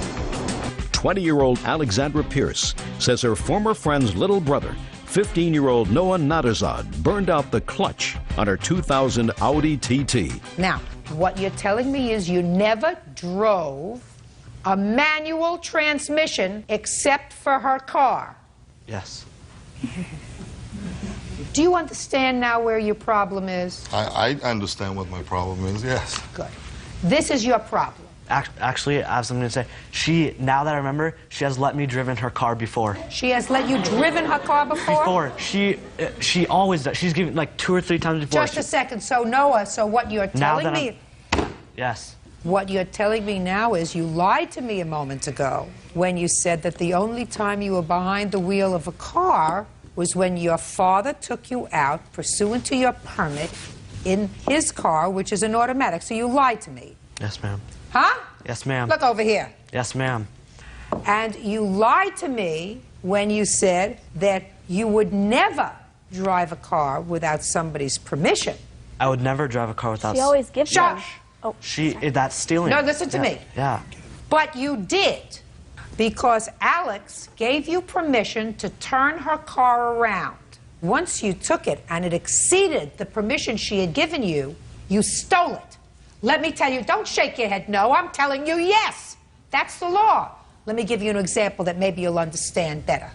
If you go to a parking lot and you hand the keys to your car to an attendant, and the attendant in the parking lot takes the keys, like you did, and the attendant takes your car to Bayonne, New Jersey, and wrecks it, have you stolen that car? Yes. By him taking the keys, and he was supposed to park the car. He didn't take the car. He took it out, picked up his girlfriend, and went out for dinner to a fish restaurant in Bayonne. That's stealing. Do you understand that? Yes, but you can I just explain something? stole the car as soon as you did anything other than turn it around and park it. Can I explain something real quick? Yes. Okay. It's getting better. On the way to turning around the car is where my friend lives. You're lying. You're making it up as you're going because you just said to me a moment ago, before I turned the car around, I went to see my friend who lives a couple of houses down. Let me see what you wrote here in your answer. All right. Actually, that was my I'm answer. speaking. That was my answer. I am speaking. I know, but that was my answer. Well, I assume you didn't make it up out of your pants, sir. I assume you got the information from your son. I don't So usually then, do that. good. So then be quiet. You said he went down the street to pick up a friend and had trouble driving the car because he doesn't know how to drive a stick shift very well. And the car kept stalling. That's what you wrote. Right. Okay. As soon as he exceeded the authority that she gave him to turn the car around and park it, your son stole the car. And anything that happens to that car while he has it, which is clear to me, trouble happened to that car because immediately she said, could you please help me with this car? You got behind the wheel of the car that day. You tried to drive it yourself. Your excuse is that it's not possible for him to have damaged the car during that period of time. You now have the burden of proof. Prove to me that he didn't damage the clutch. Okay, well, first I'd like to start with... Start with nothing. No. Start with exactly what I said. Are you going to allow me to set my case or not? Start exactly... Are you going to allow me to set my case or not? Start with exactly what I told you. What? I've said to you, he stole that No, by that law. is not true, because there was no parameter for what she told him to do. Listen to me, sir. He already testified that he went inside... Because you're not letting him finish. I'm speaking. Yeah. He already testified that the reason he went inside was because she was parked the wrong way on his street, that he went inside and said, you parked the wrong way, and she said, would you turn it around for me? That's what he says. Now, just get to my point, which is... I will get to your point as soon as you allow me to set my case. Good. Okay? Is that fair? Mr. Nazareth, let me tell you something. You don't run this shop, sir. No. I run this shop. Right. And unless you're going to get to the point, which is you have to demonstrate to me that in the time I need a fair chance, though. Sir, can I see the cost of repairing the clutch on the car? Going to give him a quick lesson in responsibility. And if you are the person from whom he's learning responsibility, he's in serious trouble. Because when you do something wrong, you're supposed to accept responsibility, put a period, and move on. Your son did something wrong. You accept responsibility and you move on. Judgment for the plaintiff in the amount of $1,624. That's all. I think someone who's an adult should not give a key to a minor. He just obviously took advantage of the car and redlined it a million times. We'll never be friends. She's done this before. It's just the type of person she is. I didn't want our friendship to end up like this, but obviously it did, and I feel bad for Noah. And now the next case.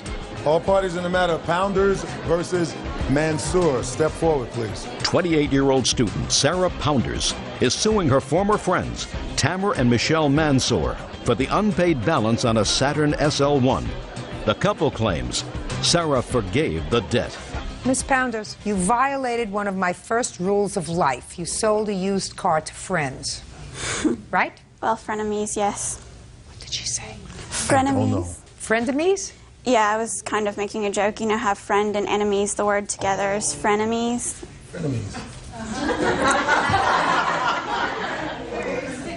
Only Bird makes jokes here. Real cases, real people. Judge Judy. Sarah Pounders claims former friends Tamer and Michelle Mansour conned her out of a Saturn SL1. Okay, when did you sell them the car? On March 4th of this 2004. What kind of a car was it? A 1997 SL1 Saturn.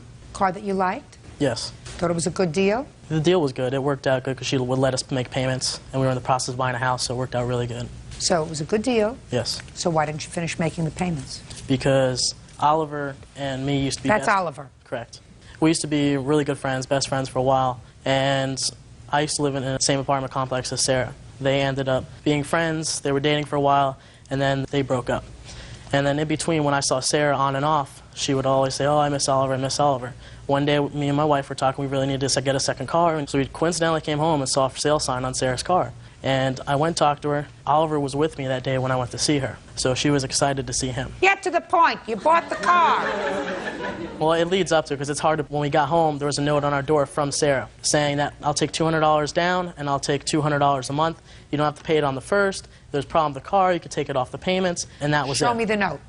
I don't have the note on me, but I don't think she'd deny the fact that she wrote it. Yeah, I read him a note, something like And that. what was said in the note? Let's see if we agree what the note said. That she would take $3,600. Yes. Take payments of $200 a month. Certainly. That you didn't have to make the payments on the first of the month. Right. And that if there was something that went wrong with the car, they could deduct that from the money. Right. That was an idiotic thing to say.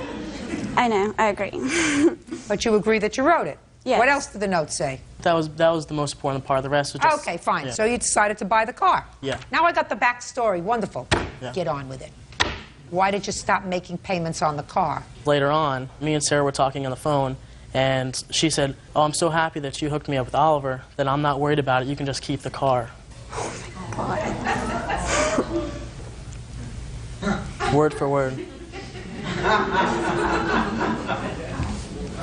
And you said, don't be ridiculous. We had an arrangement. I'm glad that you and my friend Oliver are back together again, and I wouldn't think of taking advantage of our friendship like that. Of course I'm going to continue to make payments. At what point in the conversation did you say that, sir? I didn't say that, because Sarah doesn't need to worry about money. She's a trust fund baby. Maybe that's why you think that you didn't have to pay her. I didn't have to pay her because she said that. Did you say that to him? I absolutely did not. Absolutely not. If she wanted to give you the car, she would have given you the car. I don't believe you. Well, I it's don't hard to believe believe you. her, And you too. want to know something? If I don't believe you, then you're a liar. Well, I'm Because it not a doesn't liar. make... Oh, yes, you are. No, I'm not. Yes, you are. No. And not only that, but you're You not don't know Sarah honorable. either. Not only that, but you're not honorable. What do you want to show me? I am honorable, because after He's that, on I continue probation to pay for breaking into a car and attempting to steal it.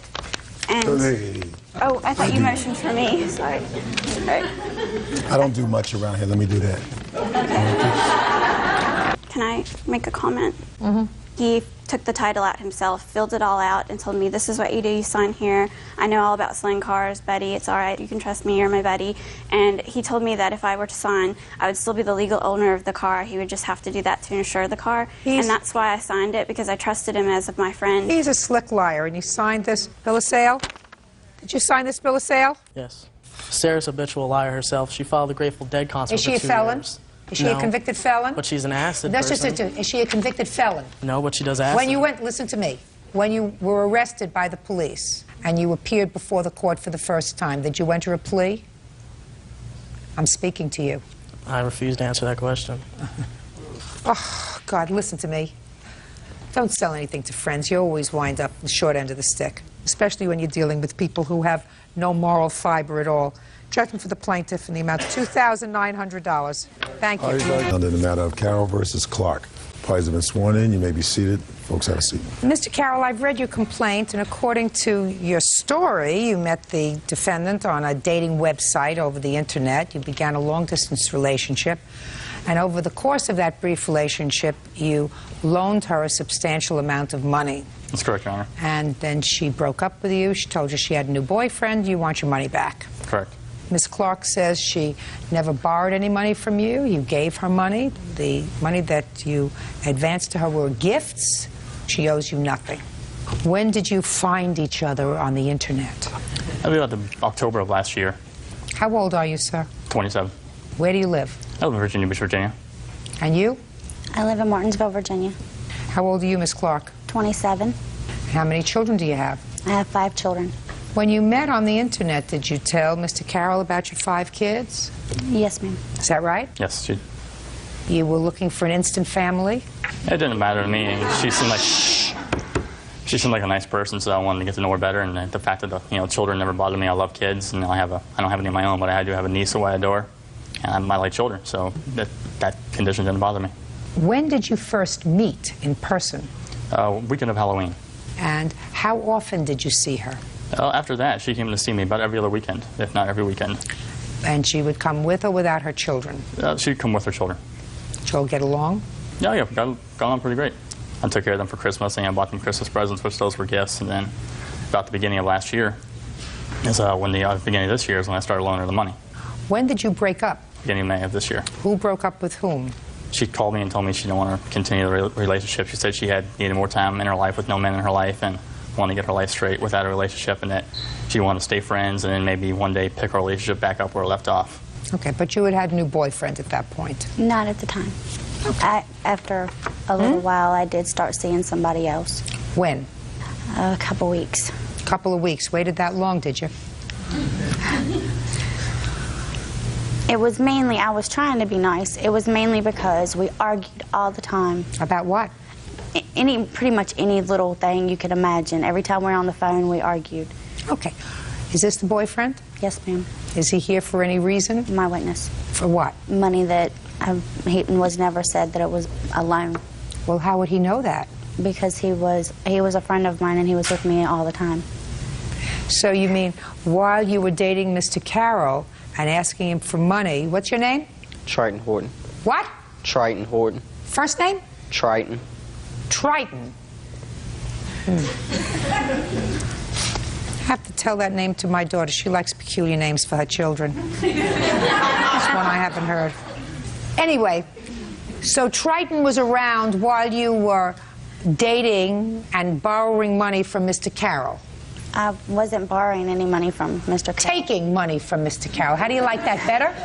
No. So Triton was around while you were taking money and seeing Mr. Carroll. That's either a yes or a no, Miss Clark. Yes, ma'am. And then he became your boyfriend. Yes, ma'am. 2 weeks after you dumped Mr. Carroll. Yes, ma'am. Does he live with you? Yes, ma'am. Since when? He's been living with me. Well, he lived with me even when we were together. So did his witness. So, what's your name? Myra. Myra lived with you? Yes, ma'am. How did you two meet? In Virginia Beach. I brought her and her boyfriend back home with me because they... You met through the plaintiff? Yes, ma'am. And she came to live with you, and you were living with yourself, myself at the time. Your 5 children, Triton, and Myra. Actually, they lived with us first, and then Triton had moved in when he had lost his apartment. He lost his apartment because he didn't have any... Money. Money. How much money did you give to her over the period of... Over the course of January through May, I loaned her well over $5,000 via Western Union, which I have receipts right here for every single one. Now, tell me how it would come about that you gave her this money. She would call me and say, you know, I need my bolts are broken on my car, I need to get replaced, or my kids are sick. Shh, just a second. My kids are sick, or I'm sick, I need money for food, or I need money for Easter, I need money for car repairs, I need money for my bills, my lights are about to get shut off, my rent's overdue, I'm going to get kicked out of my house. Please, honey, help me out. Please, honey, help me out. And what did you say to her? Absolutely. I mean, I cared about her and I cared for her children, so I was going to be willing to look out for them. Since we were supposedly dating at the time, I wanted to make sure she was taken care of. So I loaned her the money. Well, so far I haven't heard anything about a loan, Mr. Carroll. So far I've heard, babe, can you help me out? And I said, sure, because we would, listen to me, Mr. Carroll. Because I said, sure, you know, we were a couple, we were together, I cared for her, you know, and she needed money, so I wanted to help her out. Well, it was all under the condition. She would also say, you know, I promise I'll pay you back. And Myra here, who was with her almost every single time, she would say, I promise I'll pay you back. And I said, well, I need the money back. And I can't just be giving out all this kind of money and not get it back. And I need some, redemption at one point or another. And she's like, I promise I'll pay you back. Mr. Carroll, let me tell you something. Don't embellish when you come to court. Because I can hear her saying, honey, I promise I'll pay you back. As soon as I get a job, I promise I'll pay you back. But I don't hear you saying to her, listen, I need some redemption at some point. And that I don't believe. I believe she probably said to you, honey, I promise I'll pay you back. So don't embellish. Because when things don't sound right to my ears, they're usually not true. We understand each other, Mr. Carroll? Mm-hmm. Yes, ma'am. Yes, Your Honor. Judge Judy continues in a moment. She was always asking for money about, well, the twins are sick and I need some money, please, so I can get the medication. Yes, she would use some of the money to get the medication, but she was also using the money to buy illegal drugs. And later today... Don't stand there and make excuses. You know, you can't get buying good looks. Beauty fades. We're not. Ladies, beauty fades. Dumb is forever. Real cases, real people. Judge Judy. Martin Carroll says ex-girlfriend Cynthia Clark owes for unpaid loans to pay bills. Martin's witness, Myra Edwards, claims Cynthia used the money to buy drugs. Can I see those, please? What did he give you the money for, Miss Clark? One time he sent it for Easter to help get my kids Easter baskets. My twins got sick and he had sent me money for medication. Another time he'd send me money to go down to see him because I couldn't afford a trip by myself. I wasn't working at the time, and I do have 5 children, and he wanted to see me, so he would send me money to come see him. Go ahead, let me hear the rest. He also had sent me money to fix my car, well, to get another car because my car was messed up.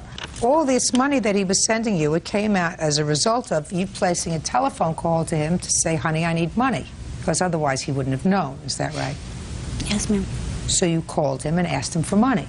Most of the time he offered it to me, but if I would talk to him about the problems, and he would offer it to me. You know, I'm here for you. I love you. I'll do anything for you. If you need the help, you know, I'm here for you. I'll send you the money. Now, all the time he was saying that to you and you were telling him that you needed money for all these things, Mr. Triton over here, he was living in your house. Is that right? Yes, ma'am. And not working because he didn't have any money, which is why he got thrown out of his own house. Is that right? Yes, ma'am. Now, Myra, you were living at her house. Yes, ma'am. Were you ever present when these phone calls were made asking for money? Phone calls were made regularly from her to Martin, and she was always asking for money. Well, the twins are sick and I need some money, please, so I can get their medication. Yes, she would use some of the money to get the medication, but she was also using the money to buy illegal drugs. No, ma'am, Your Honor. Shh, just a second. Did you ever hear her say to the plaintiff anything about paying back the money? She would be crying to him on the phone, talking about she would pay him back. And then she'd get off the phone with him, well, he's a sucker because he should know that I'm not going to pay him back. No, ma'am, Your Honor. Shh. That... How many rooms are in this house? 3 bedrooms. You had one? No, ma'am. Where did you sleep? On the couch. No, ma'am, Your Honor. She slept in my bedroom. Shh, shh, shh, shh. Where did Triton sleep? In the bed with Cindy. And when did that start? Around Valentine's Day, because he got out of jail shortly before Valentine's Day. What were you in jail for? Probation violation. Up here. Probation violation for what? Failing to do my community service. Community service on what was the underlying charge? Is not an answer. Felony gun charges. Were you sentenced to prison on that charge? I was sent to a year in Henry County Jail. So that wasn't your first arrest? No, ma'am, it wasn't. Right. Okie dokie. And you got out of jail about Valentine's Day? Yes, just before. And moved right back with Miss Clark? No, ma'am, I didn't move right in with her. How many days did it take you to move back in with her? It was more than a few weeks. I had got my own apartment, and then we made an agreement with Myra and her boyfriend that they could move into my apartment since they were sleeping in Cindy's bed. Now, when she moved out with her boyfriend, where did you move to? I moved to the air mattress in the living room floor. You mean you moved out of your apartment where you had a nice, comfortable bed and you slept on the floor? You want me to believe that? The apartment was a rat's nest. And that's why she moved in there, because it was a rat's nest. That's because she didn't want to live there no more. Miss Clark, I don't believe that there was a contract that was made between you and the plaintiff that I can characterize as a loan. I think that she would call you, ask you for money, you loved her, you gave her the money because it was your intention that the two of you were going to spend your lives together. That be a fair statement? I wanted to build a relationship. I don't know how long term, but I wanted to, I was looking out for her and kids, and the only reason I did it, I was under the assumption that she would pay me back. She would always tell me she'd pay me back. Listen to my question. Okay. How did you think she was going to pay you back? With what? She said wampum? She said when she got a job, she'd start paying me back. Okay, listen. This is somebody whose business is making babies. She's 27 years old. She has 5 children. She has no money. She relies on the largesse of others. She finally got herself a job. She's got a boyfriend who can't, I was going to say who can't get himself arrested, but that wouldn't be true. So you listen to me very carefully, sir. I don't believe that you had what I would consider a valid contract with her to repay you this money. However, I believe that you're entitled to the money from her because I believe she defrauded you. I believe she led you to believe that you were in a monogamous relationship with her. And based on that monogamous relationship that was working towards something that could have been permanent, she was asking you for money. And I believe that all the time she was asking you for money, she was making a fool out of you with Mr. Triton. So she got that money from you fraudulently, and she has to return it. Judgment for the plaintiff in the amount of $5,000. That's all. Thank you, Your Honor. Bodyguard shoes, you may step out. No, I did not fraudulate him. The whole time we were supposedly together, she was cheating on me with Trayton. I should have told him. She's a lying, trifling. I'm just glad it's over. Just watch your back. And now the next case. All parties in the matter of Henry versus Parsons, Spurlock, Smith. Step forward. Registered nurse Marianne Henry is suing her son's former friends, 18-year-olds Annie Parsons, Amy Spurlock, and Taylor Smith, for scratching his Honda Civic. Mrs. Henry, which one of these two young men is your son? Right here in the sport coat, Joshua. Joshua, you know these three young beauties? Yes, Your Honor. How do you know them? I went to school with them. You were on a camping trip with them? Yes, Your Honor. Had you ever dated these girls? No, Your Honor. Did you ever want to date these girls? No, Your Honor. Were you friends? Yes, Your Honor. According to your mother's complaint, because you were driving her truck. Is it a truck or a car? It was a car. Car. These three lovelies decided to pull a little bit of a practical joke, right? Yes. Tell me what you did to Miss Henry's car. Well, that was parked at the campgrounds on the 26th of June. Well, I guess I can tell this part. This whole thing started... What's your name? I'm Amy Spurlock. Go ahead. Well, it all started because we took Josh's keys because he was really drunk and we didn't know if he was going to drive or we didn't know, so we took him and he was really... Where did you take his keys from? My boyfriend took his keys and then I had his keys. I took the keys from my boyfriend. Why? Because Josh was saying that he wanted to leave. Just a second. That doesn't tell me how his tent got on top of his car. Well, he became upset with us because we wouldn't give him his keys back. We went up to his tent because he went up there, he was mad at us, and he went up and went to bed. What did you do when you went up to his tent? We went up to his tent, and just as a joke, because, you know, he always messes with us. You know, when you go to parties, everybody just messes with people, and we were taking, like, the poles out of the tent to make it collapse or whatever as a joke. And then we did that a few times. So you took the poles out of his tent and it collapsed on him? Yes. How many times did you do that? I would say maybe 3. Then what happened? And then he got really upset and he came up because his tent was... Just a second. What happened when he got upset? And then he came back to our campsite and was like screaming and punching tents and just going crazy. So he was angry? Yes. And then what happened, Amy? And then we all went back down there. Who's we all? Myself, Annie, Taylor. There was... You're Taylor? Yes, ma'am. There was like maybe 3 other people. Okay. And we all went down there and he wasn't there and we were looking for him. And I took the poles out of his tent, like all the way out of his tent. And then I was dragging it over to his car and another young man put the tent on top of his car. Why did you go up looking for him? Because the place where we were is in the middle of nowhere. The only thing there is a Texaco and a prison. And everyone was joking around that night saying that 2 people had escaped from the prison, which I don't know if that's a true story or not. But that. Why did you go up looking for him? We were him? concerned for him. We didn't know where he went because he was mad at us. And we went, honestly, we went looking for him because we were going to be like, you know, Josh, we're sorry. All right, so now you don't find him. You're looking for him and you're so concerned because these 2 mass murderers have escaped from prison that you pull the poles out of his tent. How did you think that was going to help find him? That's not what I was thinking. It was a joke. No, just a second. But how could you be joking at this point if you're concerned for his safety? I was angry with him because he had called me names. Just a second. But then you didn't go up looking for him because you were concerned for his safety. You went up there looking for him because you were angry. Which one is it? It was pretty much both. I mean... Get out. Can I see the... Listen, they would know the truth if it came up and slapped them in the face. Can I see the pictures of your car, please? Yes, ma'am. Here are the pictures of the photos, and I also... And the estimates to have it fixed. Ma'am, the estimate came from her body shop that she owns. I don't give a rat's behind whether it came from her body shop or whether it came from her nephew's body shop or her husband's body shop.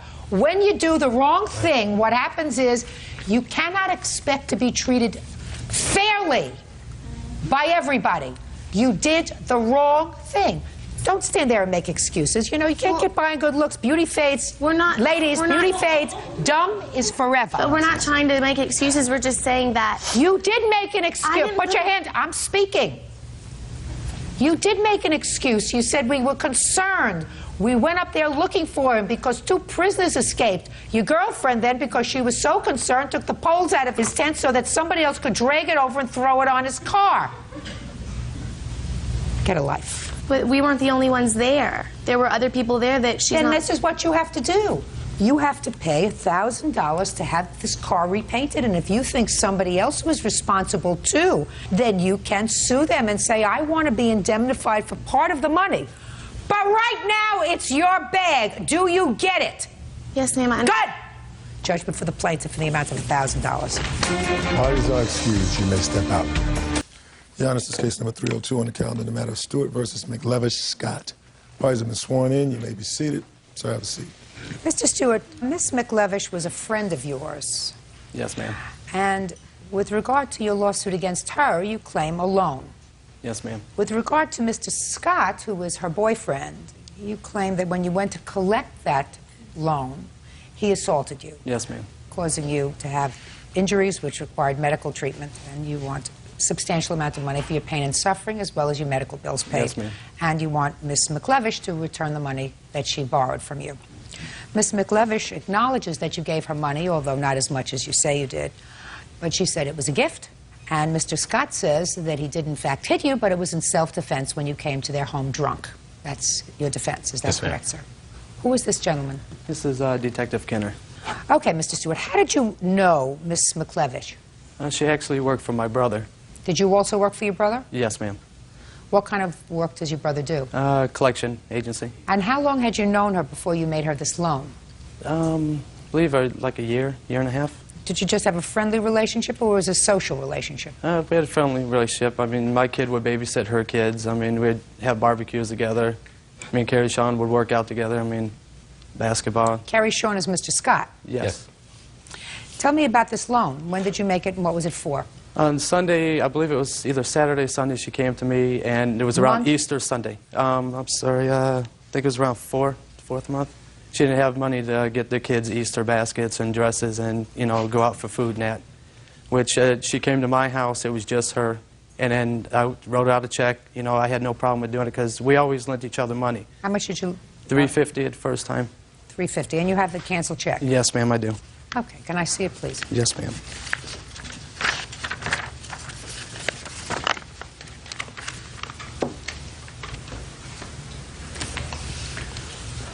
Okay. Okay, see April 24th, and then I see another one on April 18th. Yes. For cash, for $850. You have Dawn 400, and who was that? That's Tim? me, yeah. $450. Well, what was that for, sir? That was for, she had, her and Carrie Sean, I guess, had wrote a bad check at a pizza place in Coeur d'Alene. And they wanted me to help, they were going to come after her, so she wanted me to help get her out of that trouble, so I went ahead and lent her the money to cover this check. Which, How much was that? I believe the check was $280, and then she asked for extra money for food, which, you know, I had no problem with doing. Kerry Scott, that's you, $150. Lawn care, what is that for? I put that down for tax reasons, just for a memo. Well, I know what that means. Did he ever take care of your lawn? No, he didn't. You can't claim that, sir. If you're looking to fool the federal government, you don't come into the court I with know. dirty hands and then say, well, it really wasn't for lawn care, it was really a loan. Yes, ma'am. You're going to eat that one. Then house repair, Kerry Scott, $400. Is that the same thing? Yes, it was. Tell me something about these checks, Miss McLevish. Okay, the $350 check that he did write to me was for bills that I have a credit card. I don't have a checking account. It's a checking account with a credit, debit card. And so I use that. I don't write checks. I don't care whether you write checks or not. Did you borrow money from him? He gave me the $350 to pay me back for using my credit card to pay his electric bill and his cell bill because Show me. I don't have those papers because I didn't know court was going to be this soon. The $250, he loaned me $210. The $40 was to Carrie Sean. The $210, I was supposed to pay him back whenever. We borrowed money back and forth, like he said. It was good faith. Then he got in trouble with his brother, with borrowing money from his brother. And then on the week before the July 16th, like the 7th, whatever that Friday is, he called my house from midnight till 3:30, telling me that I owe him money. I need to pay this money back. Stop. Mr. Scott, what about these little checks to you? $30, $100. What's all this for? Tim wrote those checks for me because he wanted me to do him a favor. Go That's ahead. why he put them bogus, okay. That's why he put the bogus, Just a second. He gave you these checks. The checks were paid. What were they for, sir? the truth. No, I'm here asking you to lie. The truth. The truth, Tim asked me to call the man to get him some drugs. And that's why he put the falsified, did yard care, and the house repairs. Just a minute. So That's he what gave that you, was for. So he gave you this money Yes, because you had a drug connection. yes. And so you took this money and purchased drugs. And gave them to Tim. Purchased drugs and gave them to him. And gave them to Tim. And that's why you put the fake. Yeah. Do you love it? Never ceases to amaze me. Me too. In what county, Mr. Scott, were you making these drug purchases? Kootenai County, Idaho. And from where were you making these drug purchases? No, look at me. I knew a guy. I called him and, You knew a guy. yeah. What's his first name? His dude named George. And you said you called him. Mm-hmm. What's his phone number? Oh, I can't remember the number. Where did you meet George to get the drugs? Oh, I met George right by Tim's house. Tim knows the same dude. Are you from the same county? Yes, ma'am. Oh, good. You taking this all down? Yes, ma'am. You love it, right? Oh, yes. Like shooting fish in a barrel. There'll be a phone call made tomorrow morning. You love it. Yes, ma'am. Me too. Now, what kind of drugs did you purchase, sir? That was marijuana. Have you ever been incarcerated, Mr. Scott? Yes. For what? Robbery. Anything else? Yep. DWI. Anything else? Assault. Anything else? Never drugs? No. So this was a new venture for you? I just want to know, this was a new venture? Yep, I guess so. Okay. And when he gave you this money and you purchased the drugs, how much of a commission did you keep for I yourself? didn't get any commission. So you were just being a good friend? Hey, I hooked Tim up. Tim probably give me a piece. Tim would give me a piece every now and again, you know. Well, just a minute. So that Hey, I you would smoke buy- marijuana. Shh, just a minute. So you bought the marijuana. Yeah. You didn't take a commission. No, I didn't take But anything. you took it in kind. You took some marijuana. You said, I'll get it for you. You give me the money and give me some of the marijuana. That's what he did. And that's what he did. Well, that's Mhm. your commission. And you didn't resell it. You used it yourself. Yeah. Don't you wish it was all this easy, Detective? Oh, yes, ma'am. Judge Judy continues in a moment. Next thing I know, I turn around and I'm sitting there getting hit. He hits the door and then he turns the knob. And that's when he got punched. Real cases, real people. Judge Judy. Tim Stewart says former friend Dawn McClevish and her boyfriend, Carrie Sean Scott, owe for unpaid loans and an assault. Carrie Sean says Tim entered their home uninvited, so he punched him. You decided to go get your money back. Yes, ma'am. I Tell me did. what happened. Well, I went. When did you decide to get your money back? After, I think it's been like 6 months went by. After and I then lost my she job was- over it. She was supposed to repay me out of her check, you know, and next thing I know, I hear that I have to wait till she gets her settlement because she was in an auto accident, which that's not the agreement that we had.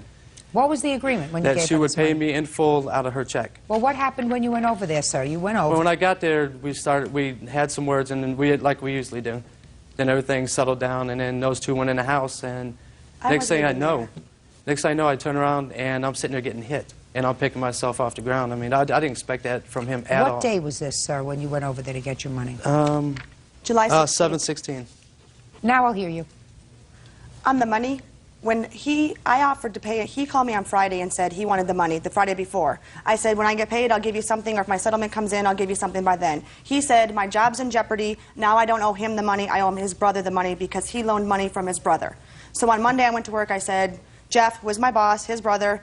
What's going on? Is my job in jeopardy? He said, no, you owe me the money. How much do you owe him? I told him it's none of his business how much I owe him. He said, Tim owes me $1,100. I said, it's not that much. He said, well, Tim owes me, I want you to pay me. So when I got paid, my settlement didn't come. So when I got paid on Friday, I went at lunch, got $100 out of my check. I went to office to give it to Jeff. Jeff said, that's not how much. That's not the deal. He doesn't want any of the money. Save it, keep it. And I was fired. Okay. And so then I left on my bicycle. And then that's when I wasn't even home when these two had an incident. I was on my bike on my way home. Then I'm going to Mr. Scott. Then Right. Mr. Scott's going to tell me what happened when he got there. Tim called me. Well, Jeff called me first. That's Tim's brother. And he told me, he had threatened me on the phone. He said I wasn't safe. And then like 3 minutes later, he calls me and said he was on his way to my house to talk to me about some money. I told Tim, I said, Tim, don't come to my house because I don't owe you anything. Next thing you know, I went back in my house. He was pulling up in my driveway. I went outside. I told Tim to leave. I say, Tim, get off the property, leave. Tim gets out of his car. He comes to the door. I go back in again. Then he hits the door, and then he turns the knob. And that's when he got punched. As he walked in the door, did you say anything to him? Did I say anything when he came in? No. Yes. No, right you then just hit him. You just hit him. Yes. Now, Detective, do you know anything about this case? Yes, ma'am. I'd like to hear you, sir. Your last name? Kenner? Kenner. How did you become familiar with this case, sir? I was assigned the follow-up case. And tell me what you did during the course of your investigation. It was a day later, and I started making phone calls. First, I talked with Jeff Stewart and then Tim Stewart himself. And I tried to contact Mr. Scott himself, but I couldn't get through on the phone. As a result of your investigation, what did you ascertain, Detective Kenner? I felt that I could submit it for battery charges against Mr. Scott, and I did file that with the Post Falls prosecutor. And while I was still attempting to get a hold of Mr. Scott, I had received what's called a screening report back, and the charges on the battery were declined by the prosecutor. Do you know why? Yes, I do, ma'am. It's in the report. Do you have? Is the report here? I believe you have a copy of it. Yes. Okay. Tim Stewart says, while trying to collect money from Dawn McClevish and her boyfriend, Carrie Sean Scott, Carrie Sean punched him in the eye. Detective Pat Kenner of the Post Falls Police Department is testifying on Tim's behalf. You left out the fact that the door was locked when he was trying the door, and that you went over to the door and unlocked it and opened it. And then he put one foot inside, according to you. And that's when you started to hit him, and you hit him more than once. Twice. But you left out the fact that the door was locked, and you went over and opened the door. I did not say Tim walked right in my house. I said I opened the door. Okay, good. Same thing I told the cops. You have pictures of your injuries, sir? Yes, ma'am. I'd like to see them, please. Hey, it says right here that I have the right to smack Tim by the state of Idaho. I have the right to do that. I would like to see where it says. Here you go. Yeah, right here. I'd like to see that. Right there. It says it right there. It says I have the right to smack him. That's why I wasn't prosecuted. It says it right there on the paper. Oh. No. Are you telling me that I'm supposed to accept the word of the Post Falls City prosecutor? I don't. Well, that's Do you understand? That's Do you the court I was understand? going to. Let me explain something to you. Post Falls City prosecutor, age 37. I don't know. Judge, age unknown to you. Right. Experience, 40 years. Longer than Post Falls City prosecutor has been alive. Did you also tell the Post Falls City prosecutor that you were selling drugs? No, I don't sell drugs. Oh, sure you do. No, I don't. Ooh, No, I Detective don't. Kenner's going to tell you sold drugs, right? Yes, ma'am. Yes, No, you can't. ma'am. Yes, ma'am. Sold drugs. You know what you sold drugs for, according to your own testimony, What was sir, that? today? What was that? For drugs. No. You sold drugs because you bartered them. Doesn't make any difference whether you got money or drugs. You wanted drugs to smoke, so you acted as a go-between, but your payment was drugs. It's no different than getting drugs for payment or getting money for payment. Detective Kenner's going to explain that to you, probably tomorrow. Well, let him. I don't sell drugs. He can't arrest me for that. So I'm not worried about Detective Kenner.